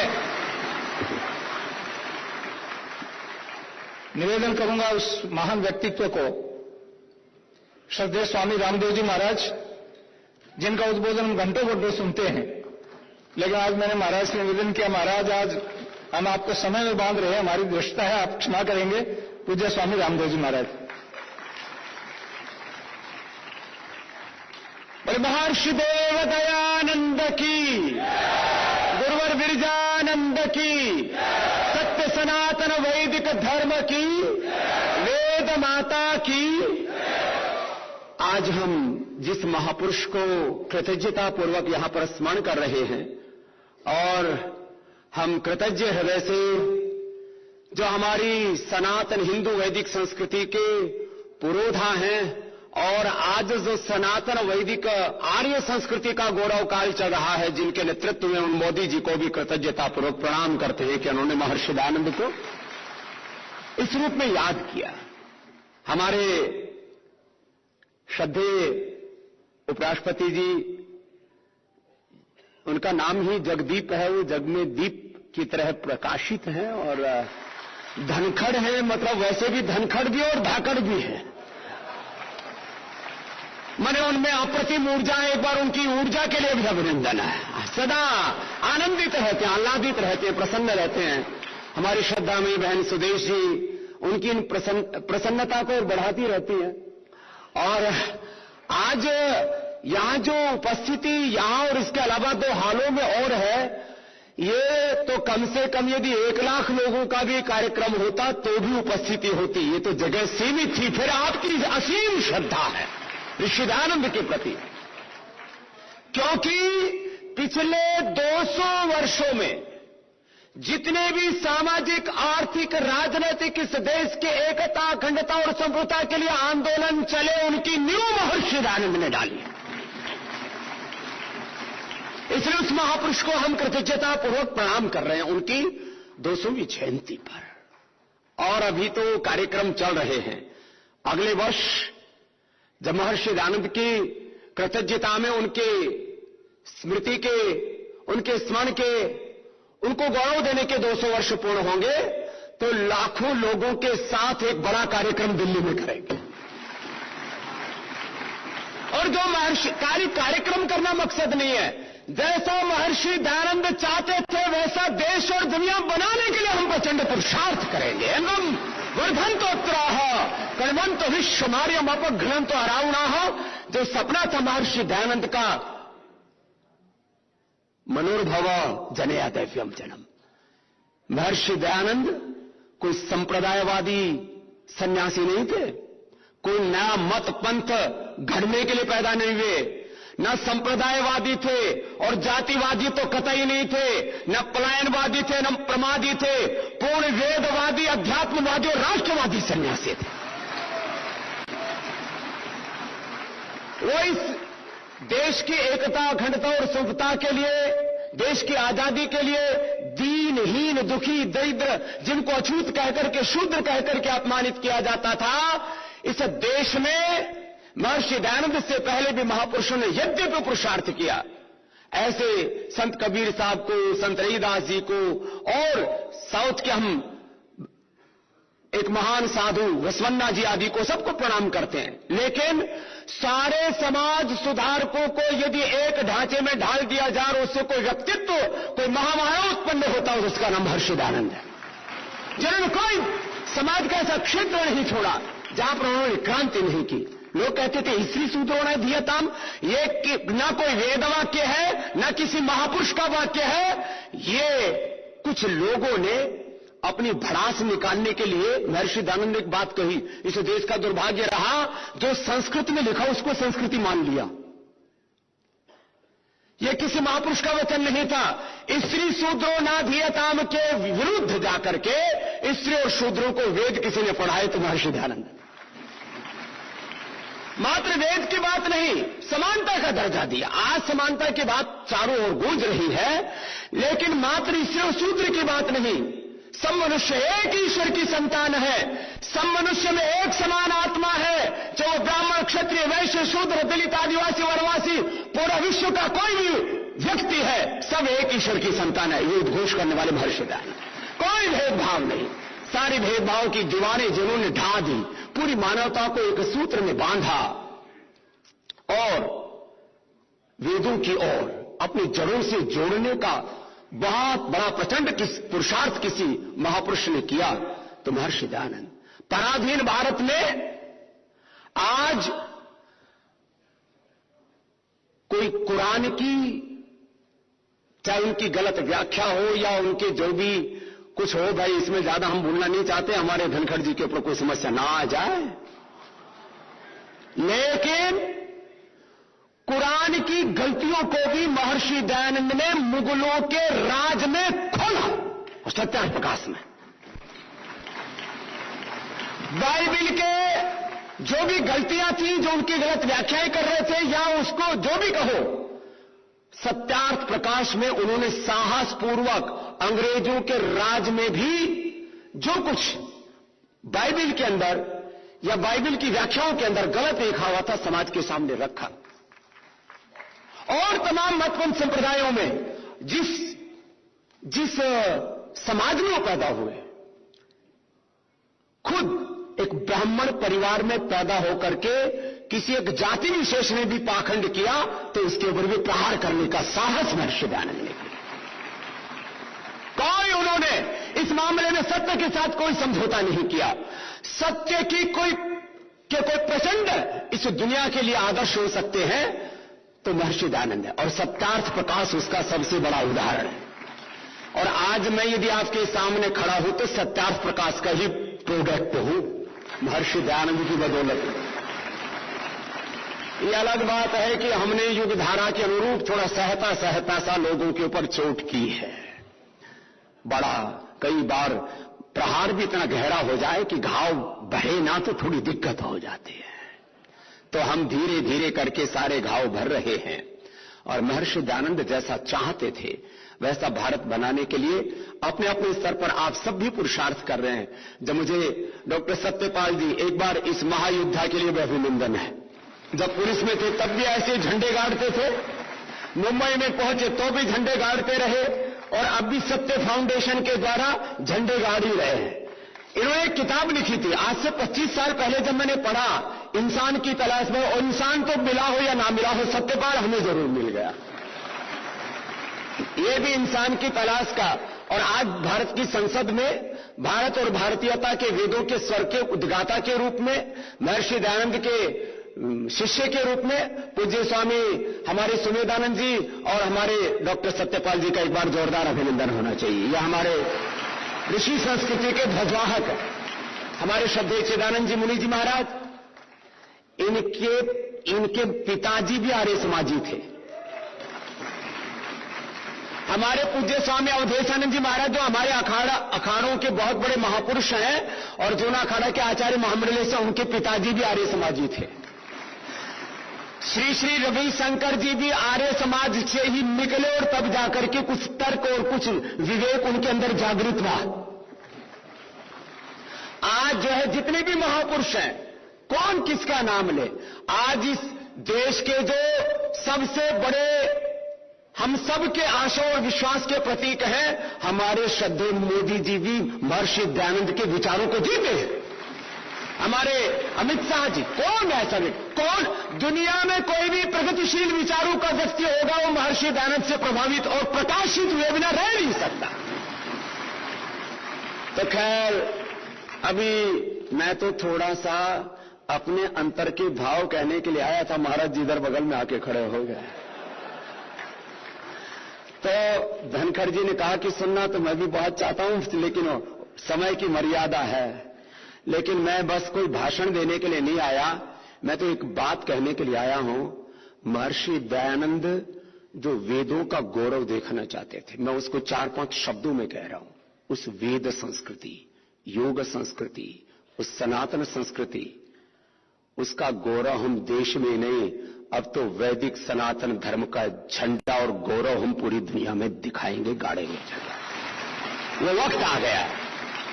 और इतनी बात कह करके उस स्वाधीनता के सबसे बड़े उद्गाता, नव जागरण के पुरोधा, जैसे डॉक्टर सत्यपाल जी कह रहे थे, और सारी सामाजिक क्रांतियों के प्रणेता जैसे हमारे आदरणीय श्री देवी सिंह जी के लिए एक बार जोरदार अभिनंदन हो जाए, इनके महर्षि दयानंद के प्रति जो उनकी श्रद्धा और कृतज्ञता है। तो खैर, मैंने कहा आज हम उस ऋषि के प्रति अपनी कृतज्ञता व्यक्त करने आए हैं, और यहां सर्व समाज के व्यक्ति हैं। और इस समय जो भी लोग अज्ञान के आग्रहों के दुराग्रहों के वशीभूत होकर के सत्य सनातन वैदिक धर्म पर जो लांछन लगाते हैं, एक बार कोई महर्षि दयानंद को पढ़ लेगा तो वो कम्युनिस्ट भी आर्य समाजी बन जाएगा। ये जो पूरी दुनिया में बौद्धिक आतंकवाद फैलाते हैं कुछ ऐसे खड़ूस लोग, वो एक बार महर्षि दयानंद को पढ़ ले तो वो हमारे वैदिक धर्म पर, सनातन धर्म पर सभी लांछन लगाना बंद कर देंगे। मैं आपको एकदम सीधी सीधी बात बोल रहा हूं। ऐसा एक महान महामानव हमारी एक बहुत बड़ी प्रेरणा है। बस मैं अधिक ना कह करके उस महर्षि दयानंद का सुबह उठते ही, देखो भाई, हम तो एक ही बात सोचते हैं, हमारा जन्म महर्षि दयानंद के और वेदों के ऋषियों के पद चिन्हों पर चलने के लिए हुआ है। इसमें लाख मुसीबत आए, उस पर अपने पथ पर ध्येय मार्ग पर चली वीर तो पीछे अब न निहारो। और महर्षि दयानंद ने तो जी करके दिखाया। यद्यपि प्रसंग आज महर्षि दयानंद की कृतज्ञता का है, तो मैं तो एक वाक्य बोल करके, देखा न कोई दूजा ऋषिवर महान जैसा, एक और सारी दुनिया, एक और वो अकेला, कुछ साथ में नहीं था चेली न कोई चेला, दुनिया के हर सितम को मर्दानगी से झेला, हरदम रहा अड़ाओ सुदृढ़ चट्टान जैसा, देखा न कोई दूजा ऋषिवर महान जैसा। एक और सारी दुनिया थी, एक और वो अकेला। और क्या किया उसने? ये नहीं कहा कि मेरी पूजा करना, जब तक तुम घोर विरोध करते रहे, कार्य तुम समाधि मेरी नहीं बनाना, मेरे तन की आंख लेकर खेतों में जा गिराना, वेदों के पथ पर चलना, संसार को चलाना, उपकार करते जाना, बन जाए श्याम जीवन ऋषिवर महान। जैसा बोले महर्षि देव दयानंद की जय।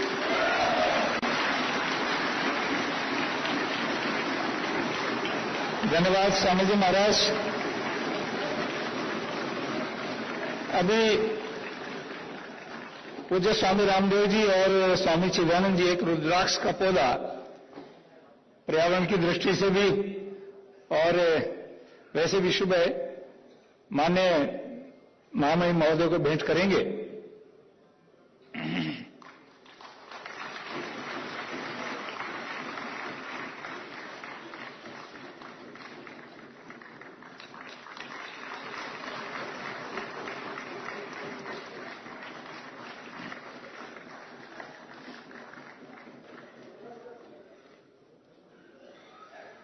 अब मैं माननीय उपराष्ट्रपति महोदय से निवेदन करूंगा कि आप उपस्थित सभी सज्जनों को संबोधित करें। माननीय उपराष्ट्रपति महोदय, इसके बाद में हम फिर राष्ट्रगान करेंगे, वो सूचना मैं बाद में दूंगा।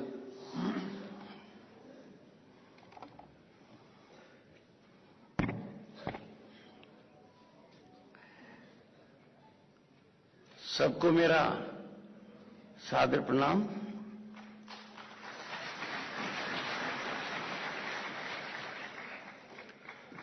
आज का ये कार्यक्रम बदलते हुए भारत की एक तस्वीर प्रस्तुत करता है।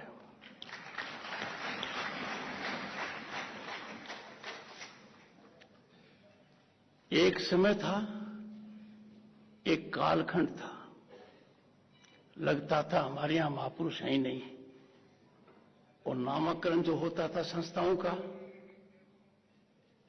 वो बहुत सीमित हो गया था, सिमट कर रह गया था। उसमें जो खुलापन आ रहा है, भारत के इतिहास को पूरी तरह से दर्शाया जा रहा है, ये बहुत ही सुखद परिवर्तन हो रहा है। भारत सरकार में राज्य मंत्री श्री देवू सिंह चौहान जी बहुत ही सरल व्यक्तित्व के धनी,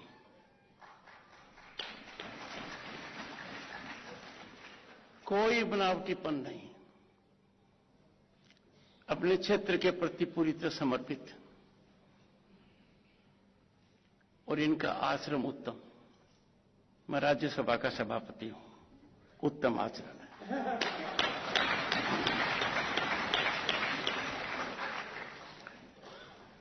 पतंजलि योगपीठ हरिद्वार से आदरणीय श्रद्धेय स्वामी रामदेव जी किसी भी परिचय के मोहताज नहीं है। कहते हैं नाम में क्या रखा है राम भी है और देव भी है।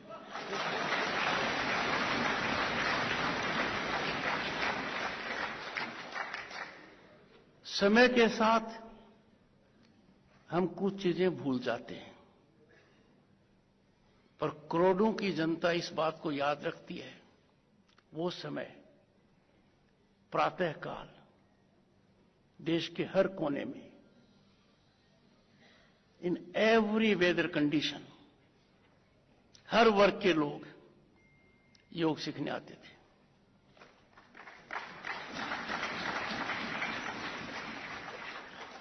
स्वामी रामदेव जी पॉजिटिव कोविड हैं योग के लिए। इन्होंने योग के प्रसार में जो पुरुषार्थ हासिल किया है, उसका नतीजा ये हुआ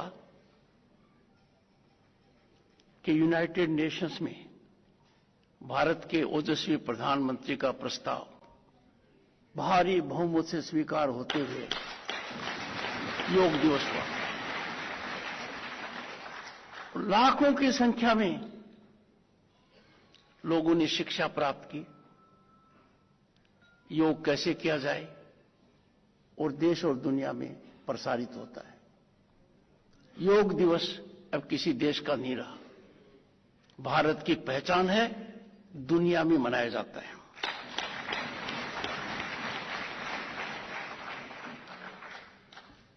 सांसद डॉक्टर सत्यपाल सिंह जी, मुझे वो दिन याद है जब 1980 के वरिष्ठ अधिकारी, पुलिस अधिकारी पूना चले जाओ, नासिक चले जाओ, नागपुर चले जाओ और बॉम्बे चले जाओ, एक ही बात कहते थे, ऐसा पुलिस कमिश्नर हमने देखा नहीं।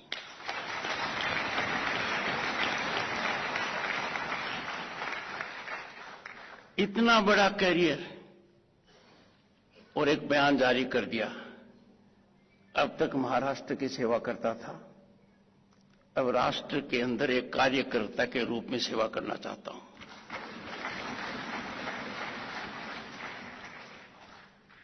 बागपत में जो परिवर्तन किया है और जिस गहराई से किया है, उससे अंदाजा लग सकता है कि इन कमिश्नर साहब ने नासिक, पूना, नागपुर और बॉम्बे को कैसे मैनेज किया होगा।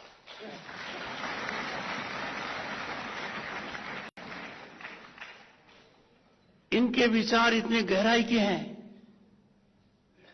कि अंदाजा नहीं लगाया जा सकता। नाम में तो है ही सत्य, पर अलका जी का इनको समर्थन इतना ज्यादा है, ये जानकारी मुझे तब हुई जब मैंने दोनों को राजभवन कलकत्ता बुलाया, जब मैं राज्यपाल था। और अलका जी ने वो कहावत चरितार्थ कर दी, behind every successful man there is a woman. इस कार्यक्रम में भी अलका जी का जो योगदान है, अभिनंदन योग्य है।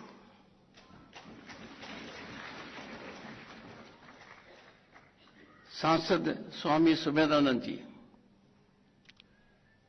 एक कहावत है और पूर्व प्रधानमंत्री अटल बिहारी वाजपेयी जी ने भी कही थी, you can't choose your neighbours, you have to live with your neighbours.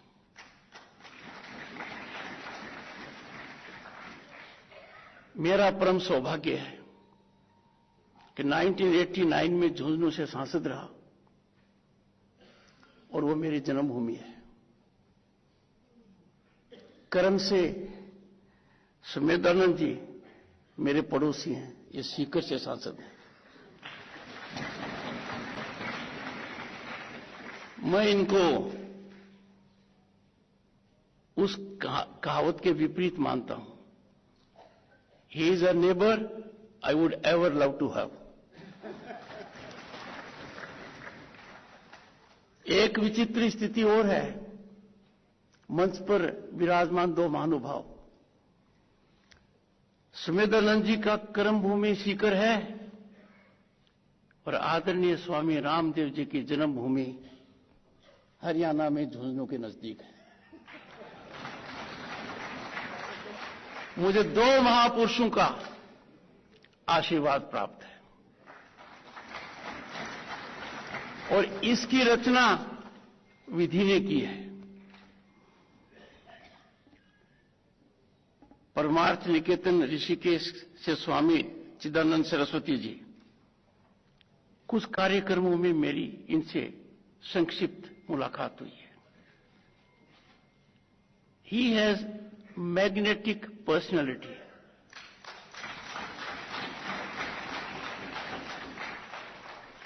I am greatly touched by his thought process.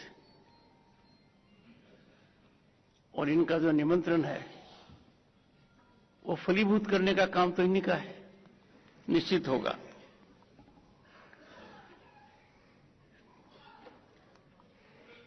Shri Alok Sharma ji और श्री सुनील कुमार गुप्ता बैचमेट्स हैं।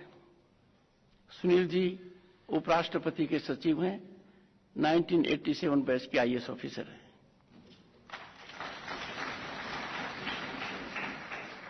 1987 आईआईटी कानपुर से शिक्षा प्राप्त की और मुझे इनकी योग्यता का, विद्वता का और मार्गदर्शन का बड़ा लाभ मिला है।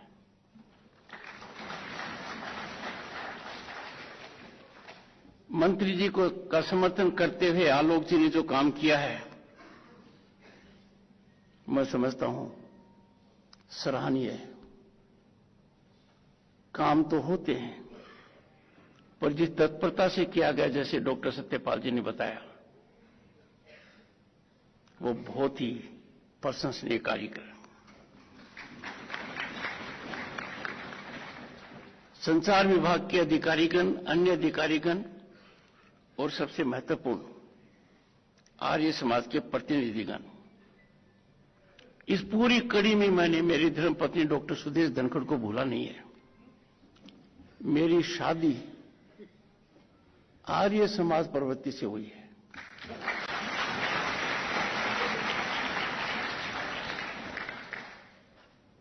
और इनके बिना यह संभव नहीं था।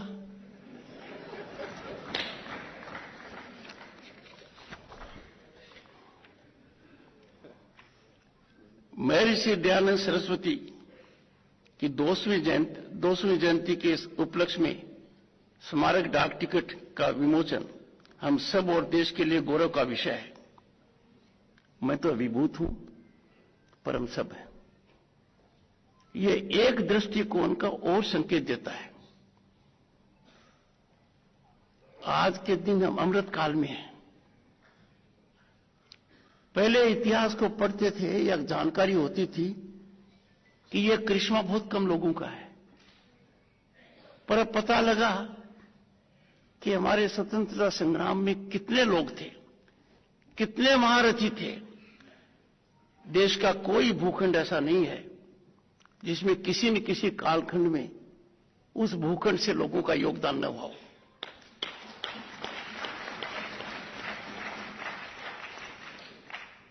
ये जो बदलाव है और जिस बदलाव का डंका दुनिया के अंदर महसूस किया जा रहा है, और Bharat is on the rise as never before, the rise is unstoppable. आज का कार्यक्रम भी उसका एक फैसेट है। आज का दिन और भी महत्वपूर्ण है। 148 ईयर्स अगो स्वामी दयानंद जी ने डॉक्टर सत्यपाल जी की कर्म भूमि कई दशकों तक रही है, मुंबई में आर्य समाज की स्थापना की।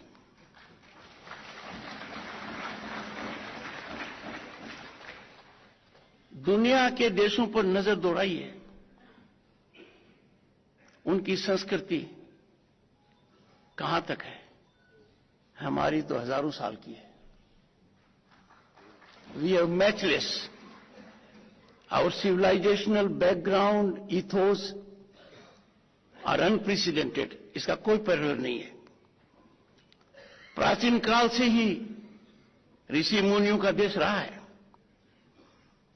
भगवान के अनेक बार यहां अवतार हुए हैं और इस भूमि को पवित्र किया है। Ram, and Ram is not a fiction.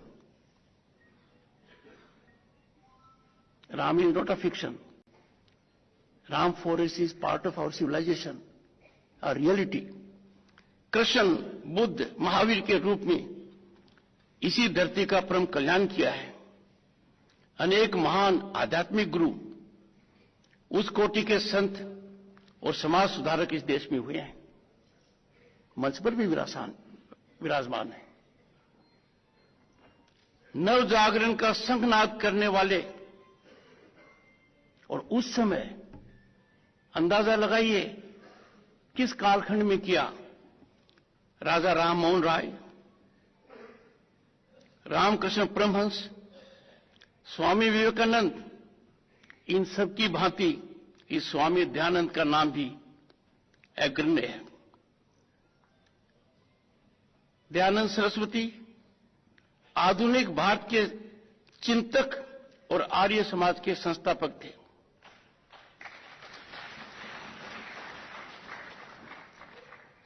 Swami ji द्वारा रचित सत्यार्थ प्रकाश ग्रंथ आर्य समाज का मूल ग्रंथ है। आर्य समाज का आदर्श वाक्य आप सब परिचित हैं, अर्थ स्पष्ट है, विश्व को आर्य बनाओ चलो। मंच पर विराजमान डॉक्टर साहब जो बहुत ही प्रख्यात सांसद हैं, G20 का लोगो देखिए, मोटो देखिए, जो स्वामी जी ने कहा वो दिखाई पड़ेगा।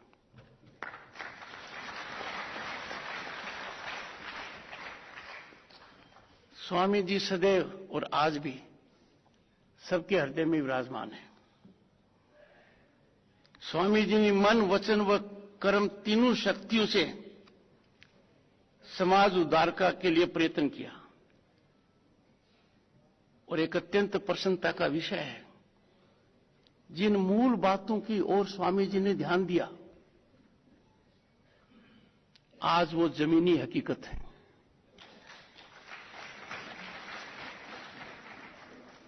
चाहे बेटी बचाओ बेटी पढ़ाओ जमीनी हकीकत है और समाज में उनका सकारात्मक असर है। And this emergency is highly impactful even at a global level.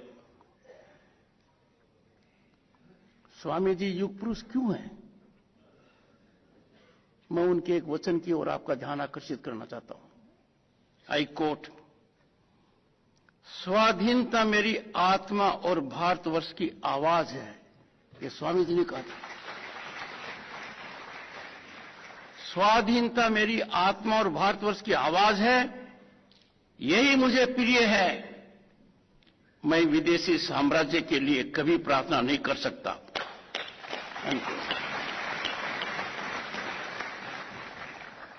प्रेरणादायक है। कुछ दर्द होता है, कुछ पीड़ा होती है, जब अपनों में से कुछ लोग विदेशी भूमि पर जाकर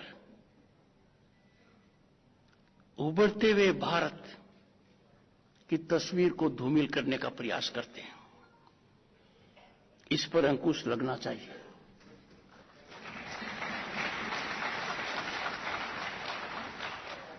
समझ में नहीं आता, सच्चे मन से भारतीयता और भारत में विश्वास करने वाला व्यक्ति भारत के सुधार की सोचेगा, सुधार में सहयोग करने की सोचेगा। हो सकता है कमियां हों, उन कमियों को दूर करने की सोचेगा। पर विदेश में जाकर नुक्ताचीनी करना, विदेश में जाकर संस्थाओं के ऊपर वो टिप्पणी करना जो हर मापदंड पर अमर्यादित है, स्वामी जी के इस सोच के विपरीत आचरण है।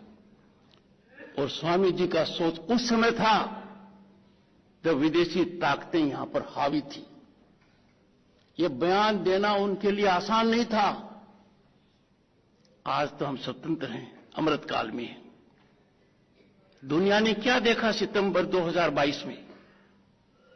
भारत विश्व की 5वीं आर्थिक महाशक्ति बनी।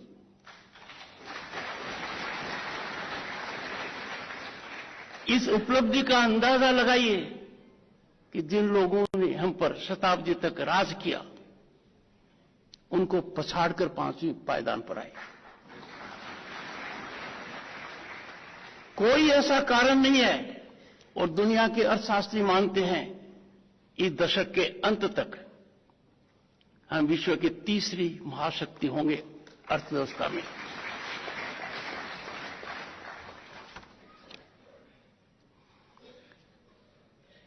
स्वामी जी ने वैदिक धर्म व संस्कृति के उत्थान के लिए जीवन पर्यंत प्रयास किया, राज्यपाल की हैसियत से भी। और हर पृष्ठभूमि में मैं कहता आया हूं कि जो वेद में है वो संपूर्ण है, जो वेद में है उसकी जानकारी हमें होनी चाहिए। थोड़ा सा चिंता का विषय है जिस पर यहां जितने लोग हैं हम सबको ध्यान देना चाहिए। कुछ लोग वेद की चर्चा करते हैं, पर कभी उन्होंने वेद को देखा नहीं है, पढ़ना तो दूर की बात है। मेरा आपसे आग्रह रहेगा आज के दिन विशेषकर कि हम वेद का अध्ययन करें।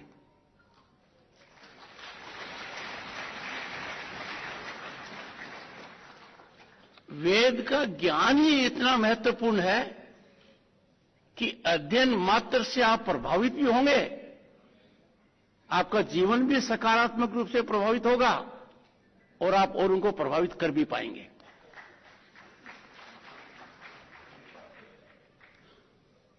स्वामी जी ने सदैव विदेशी दासत्व से भारतीय जनमानस को मुक्त करने हेतु प्रयास किया। यहां पर मैं एक बात आपको कहना चाहूंगा। कुछ विदेशी संस्थाएं कार्यरत हैं और वो हमको ज्ञान देती हैं कि हमारा भारत कैसा है। वो हमें बताते हैं हमारे नीचे की जमीन कैसी है, जिसकी जानकारी हमको है। और उनका उद्देश्य है भारत की उभरती हुई गति पर अंकुश लगाना। अमेरिका में भी ऐसे संस्थान हैं, पर चिंताजनक 3 बातें हैं। वहां पर जो पीठ कायम की जाती है, हमारे अरबपति उद्योगपति उसमें करोड़ों देते हैं। मैं नहीं कहता कि उनकी नीयत खराब है, पर शायद ये बात उनके ध्यान से उतर गई है। उस करोड़ों के योगदान की वजह से वहां अपने ही कुछ लोग इस प्रकार के कार्यक्रम की रचना करते हैं कि हम भारत को धूमिल कर दें। मैंने अध्ययन किया है, उन संस्थाओं के अंदर अनेक देशों के विद्यार्थी और अध्यापक हैं, अनेक देशों के हैं,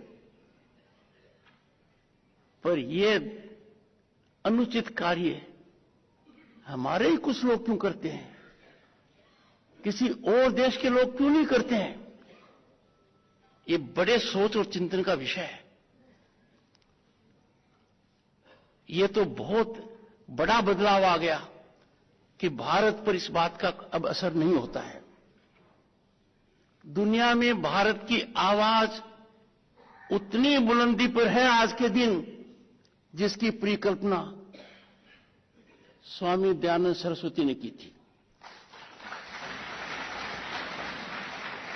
आज विश्व के किसी भी मंच पर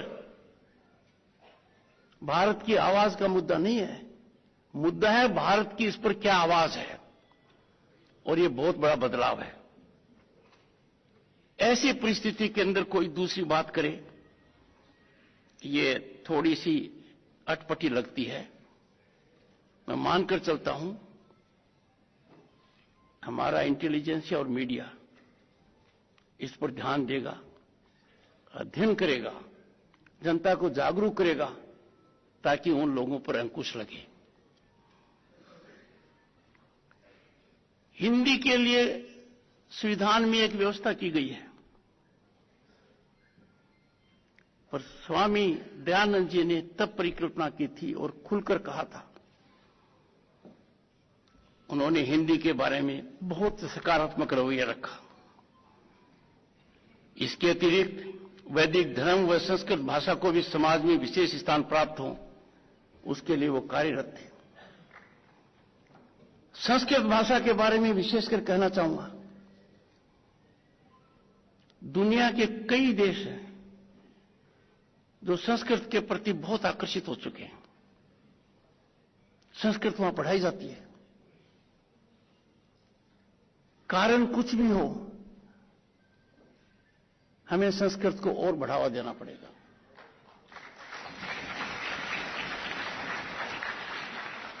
There is no language in the world and no grammar of the kind that Sanskrit is possessed of.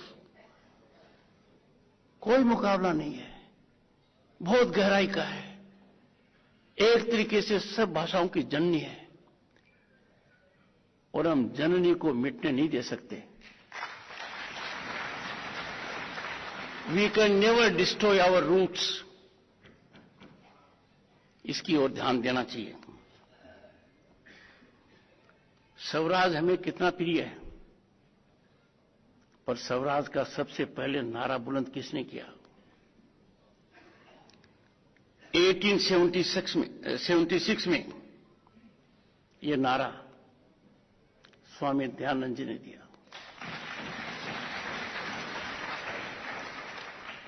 और इसको आगे बढ़ाया तिलक ने, लोकमान्य तिलक ने आगे बढ़ाया। उसके बाद यह जन आंदोलन बना। स्वामी जी के कृत्यों की एक विशेषता थी और उनका मानस था कि मानसिक रूप से स्वतंत्र हो, मानसिक रूप से दासत्व से मुक्त हो, और यही इनकी कार्यशैली थी।